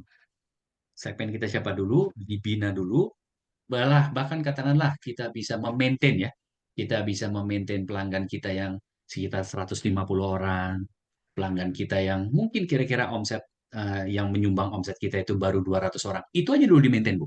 Di-maintain 1 tahun, 2 tahun, Bu. Baru di situ kita putuskan kita mau melangkah lebih maju apa enggak, karena begitu melangkah lebih maju, betul Bu, Ibu akan langsung menghadapi para pengusaha-pengusaha besar ini. Dan jangan salah, Ibu, bahkan kalau saya juga boleh saran, ada juga satu teknik lagi ya, teknik lagi. Saya mohon maaf nih, selalu semuanya agak pragmatis. Ketimbang Ibu Ila melawan pengusaha-pengusaha besar itu, mendingan samperin, ajak kerjasama. Pak, saya bisa suplai apanya, Pak? Kalau saya begitu. Ada juga jadi teknik macam-macam ya, Bu, ya, macam-macam. Kembali lagi, sektornya apa? Barang yang mau dijual apa? Itu, Bu Ila, jawaban saya. Terima kasih. Makasih Pak Indra. Sama-sama, Ibu. Ini masih kok makin nambah-nambah terus nih Pak Indra. Nggak apa-apa saya, Ibu. Kita satu lagi aja kalau masih ada waktu. Ini pertanyaan dari Aaron Jose. Mohon maaf yang berikut. Ya. Karena waktu juga ya. Siap, Bu. Kita batasi. Besaran dari kolom chat juga Pak Indra. Baik, Bu. Besaran MDS QRIS ditetapkan oleh Bank Indonesia itu 0,3% untuk mikro, 0,7% untuk reguler, dan 0,6% untuk transaksi pendidikan, serta 0,4% untuk transaksi SPBU dan bantuan sosial. Ini mereka, apakah besaran persentase tersebut memberatkan? Termasuk kategori memberatkan karena setiap mereka melakukan transaksi mereka kena tambahan biaya sebesar 500 sampai 1.000 rupiah penggunaan QRIS tersebut. Dan dampak dari fenomena ini adalah berkurangnya niat pembeli untuk melakukan transaksi dengan menggunakan kegiatan tersebut. Pertanyaannya, adakah langkah pemerintah saat ini atau tanggapan mengenai fenomena ini dari Pak Indra bagaimana? Silakan Pak Indra dari Aaron Jose. Baik, terima kasih Mas Aaron ya. Ini pertanyaannya saya suka nih yang kayak gini-gini nih, karena ini adalah pertanyaan-pertanyaan yang sangat pragmatis langsung di lapangan. Baik, saya langsung aja ya Mas Aaron ya. Jadi ternyata dikenakan 500 sampai 1.000. Oke, saya masalahnya ini satu nih Mas Aaron. Saya belum mendapatkan benchmark terbaik ya kalau QRS yang baik itu seperti apa, di besaran berapa dan lain-lainnya. Saya belum pernah dapat, saya mohon maaf. Cuma saya ingin melihat dari besaran yang Mas berikan di angka 500 sampai 1.000. Mungkin apalagi buat pengusaha mikro ya, ini cukup signifikan. Cuma problemnya itu tadi Mas Arno. Karena kita ini juga masih diatur pastinya dengan policy yang ada. Saya agak kurang berani menjawab yang ini. Cuma kalau saya melihatnya gini, kalau satu kali transaksi, katakan saya tergantung besaran transaksinya ya, tergantung besaran transaksinya. 500 sampai 1.000, kalau saya jangan bandingkan sama Jepang sih, Jepang karena murah banget berarti kalau di kita ini. Kalau saya melihatnya gini Pak Saron, oke. Kalau memang QRS ini masih memberatkan ya, masih memberatkan para pengusaha mikro yang melakukan. Apakah apakah usaha mikro itu, nah kembali lagi ini dua pilihan nih, memang Mas. Mau mengembalikan lagi ke manual atau terus mau melanjutkan? Melanjutkan dengan satu pilihan bahwa oke, saya ada 1.000, ini kan berarti katakan variable cost nih, ini variable cost. Untuk supaya variable cost saya itu akhirnya bisa saya tekan, akhirnya kita harus bermain di margin kita. Margin yang ujung-ujungnya kita bebankan kepada customer, ya mohon maaf, karena seperti itu. Ini menjadi dua pilihan, Mas Har. Tapi kalau saya melihatnya, ini yang pernah saya langsung hadapi. Ini juga salah satu yang waktu itu saya hadapi, waktu kita membuat digitalisasi UMKM di wilayah Kelurahan Kuningan Barat. Ada yang lanjut, Mas Aron, dan dia mengatakan, oh Pak, buat saya mau naik kelas. 500.000, ya saya ingat deh, kalau nggak salah, betul, harganya sekitar segitu tuh yang ditarik ya. Dan mereka lanjut, Mas Aron. Dan mereka masih lanjut, dan mereka cukup berhasil, kira-kira seperti itu. Tapi memang ada juga yang akhirnya mengambil, oh Pak, mungkin kayaknya saya belum masanya nih saya untuk melakukan QRS terhadap warung saya sendiri, kira-kira seperti itu. Akhirnya dia tidak melakukan.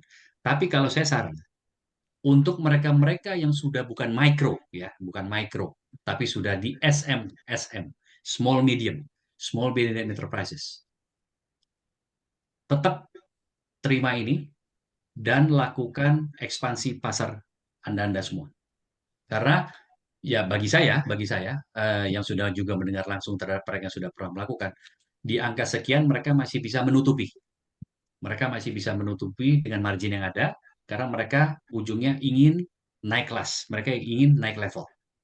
Mungkin itu jawaban saya, Mas Aro. Tapi kalau memang ini ternyata, karena saya belum pernah mendengar ada mereka-mereka yang melakukan komplain tertulis ya kepada pemerintah seperti ini mungkin bisa jadi bahan kajian sih, Mas Aron. Ini mungkin nanti bahkan mungkin menjadi bahan kajian saya sendiri. Saya pengen juga belajar nih, sebetulnya di angka berapa sih, ya, di angka berapa sih biaya dari QRS yang pakai itu. Mungkin saya nanti akan melakukan benchmarking, Mas Aron. Nanti saya berikan sama Pak Solihin nanti. Saya akan melakukan benchmarking. Saya pengen tahu kalau di negara-negara yang lain itu seperti di kisaran berapa. Cuma saya rasa kayaknya Indonesia termasuk yang paling rendah sih. Saya rasa. Terima kasih Mas Aron. Terima kasih Pak Indra, terima kasih Pak Aaron Joseph. Pak, masih ada satu lagi penanya, boleh Pak? Boleh Bu, boleh. Boleh Bu. Terima kasih Boleh, Pak Bu. Indra waktunya. Nggak apa-apa Bu. Sebelumnya saya mau mengingatkan para peserta seminar untuk melakukan mengisi daftar hadir melalui GForm, karena nanti kalau tidak mengisi berarti tidak dapat sertifikat kehadiran.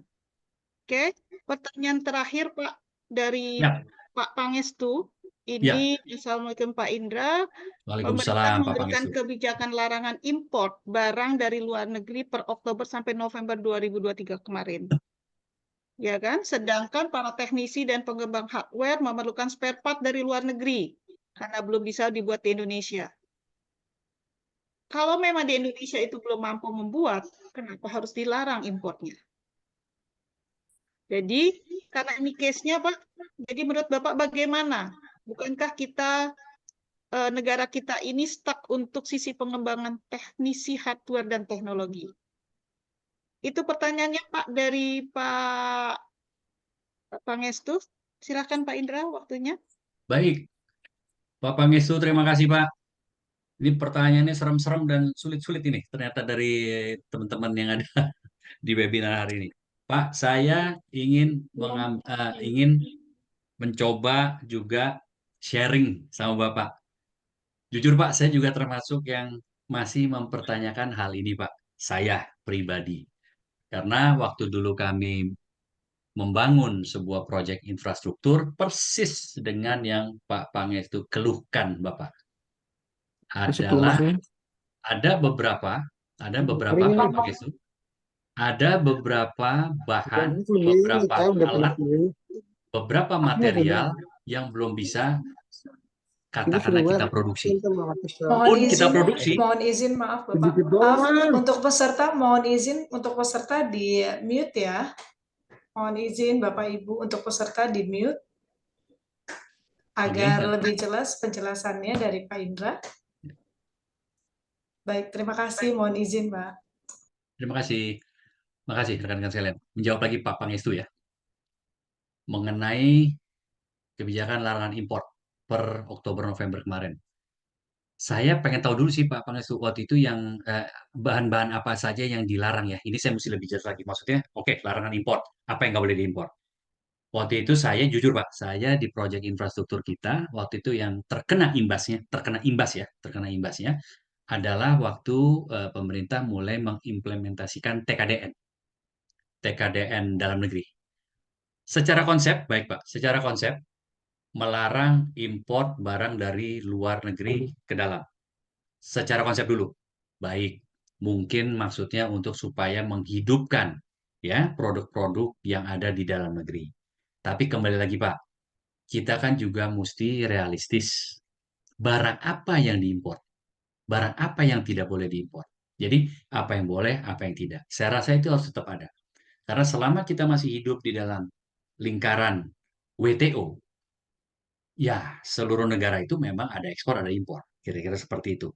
Jadi saya hanya melihat dari skala yang lebih besar, apa yang boleh diimpor, apa yang tidak boleh diimpor. Oke, saya balik lagi kepada pertanyaan Pak Pangestu.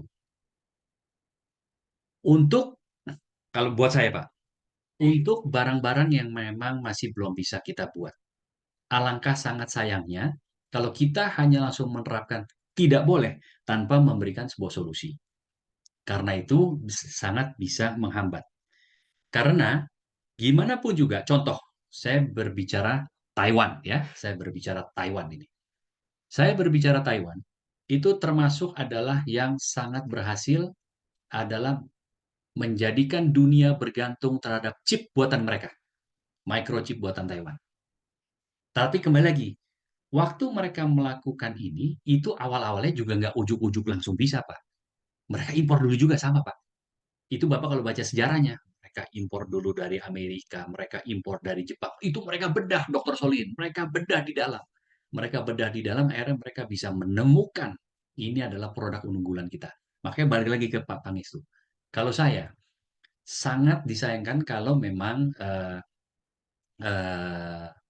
larangan impor ini itu dilakukannya ya tidak case by case. Saya ada yang setuju beberapa yang dilarang oleh impor. Saya ada yang setuju, tapi jangan pukul rata. Balik lagi, ini kalau saran saya, ini saran saya dan yang personal dari view saya atau pandangan saya. Kita lihat dulu selalu dari plan sektor apa yang mau kita kembangkan. Oke, kalau memang sektor A ini yang kita mau kembangkan masih membutuhkan impor, nggak apa-apa Pak, diimpor dulu. Tapi berikan grace period. Sampai kapan? Impor sampai 2 tahun kah? Impor sampai 3 tahun kah? Sampai nanti Dr. Solin bisa membuat barang sendiri, baru kita stop.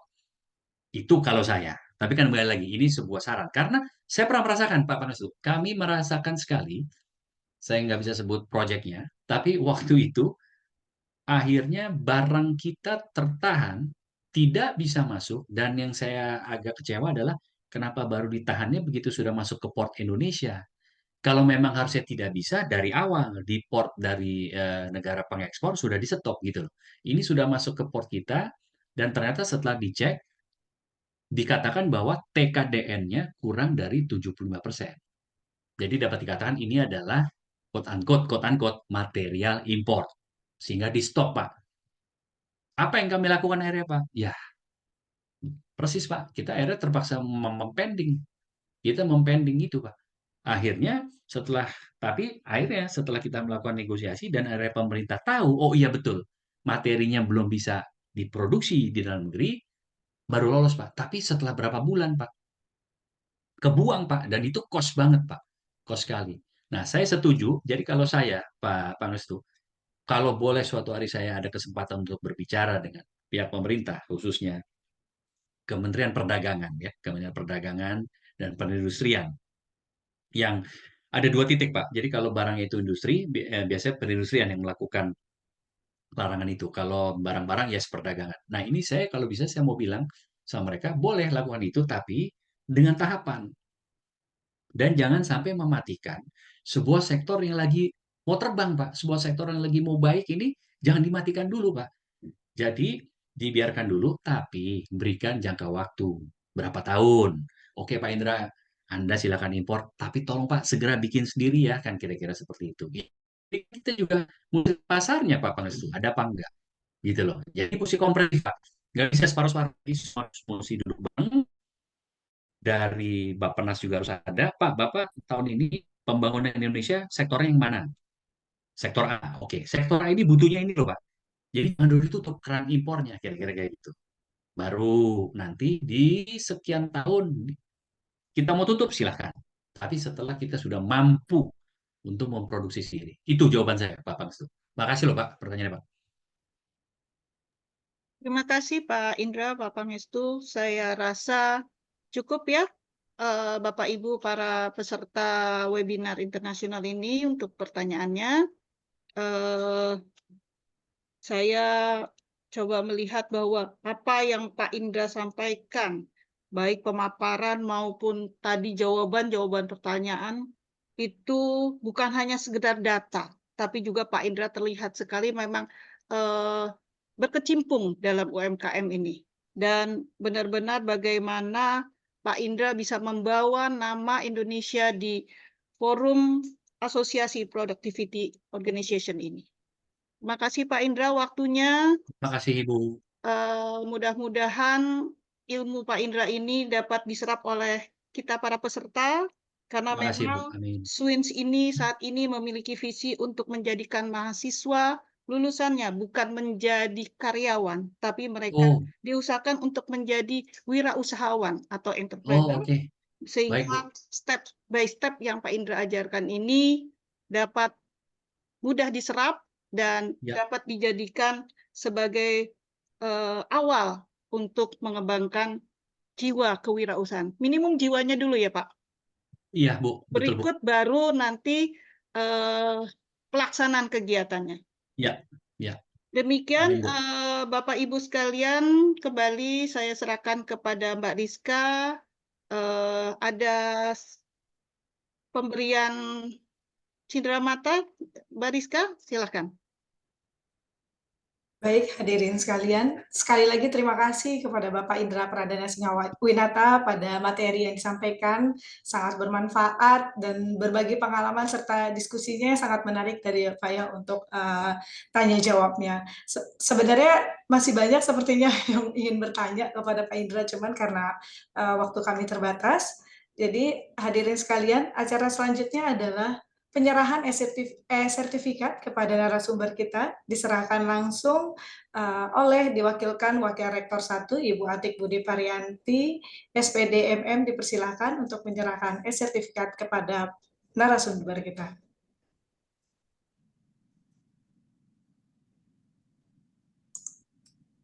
Halo. Baik, terima kasih Bapak Ibu, Kaprodi, dosen dan rekan-rekan serta IAI dan mahasiswa sekalian. Terima kasih banyak buat yang telah bergabung dengan acara kami hari ini dalam seminar internasional yang menarik tadi ya dan penuh wawasan mengenai Accelerating MSMES Growth Through Adoption of Technology and Innovation. Nah, sepanjang sesi ini kami telah menjelajahi berbagai strategi, best practice, dan wawasan yang dapat membantu UMKM agar berkembang dan bisa naik kelas di landscape digital untuk menjadi UMKM go online. Nah, sebagai penghargaan tertinggi dari kami untuk Pak Indra sebagai narasumber, mohon diterima sertifikat kegiatan ini. Semoga bermanfaat dan terima kasih atas kehadirannya. Mohon maaf jika kami ada kekurangan dalam penyelenggaraan ini. Akhir kata Pak Indra, kami ucapkan terima kasih. Mohon diterima sertifikatnya. Saya terima kasih. Tepuk Ya. tangan semua. Terima kasih Swadaya Institute. Sehat selalu Pak Indra. Sehat. Sama-sama Bapak.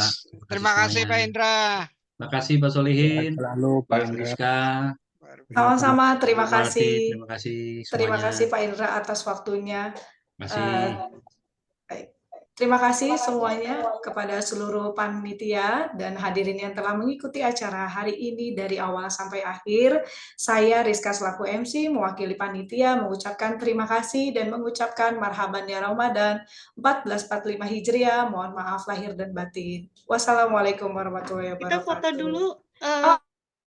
Untuk sesi selanjutnya sesi foto bersama ya Pak ya. Foto Baik. bersama Untuk peserta seluruh ya. peserta, untuk on cam dimohon untuk menyalakan kameranya.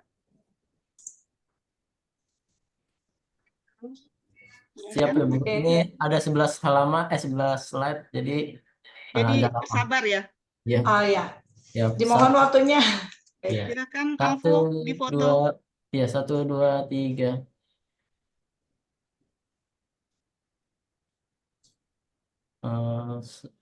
Slide kedua. Aduh, 1, 2, 3. Selanjutnya slide ketiga.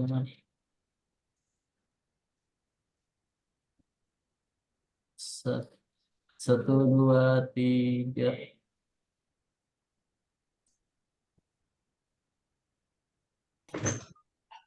Slide keempat.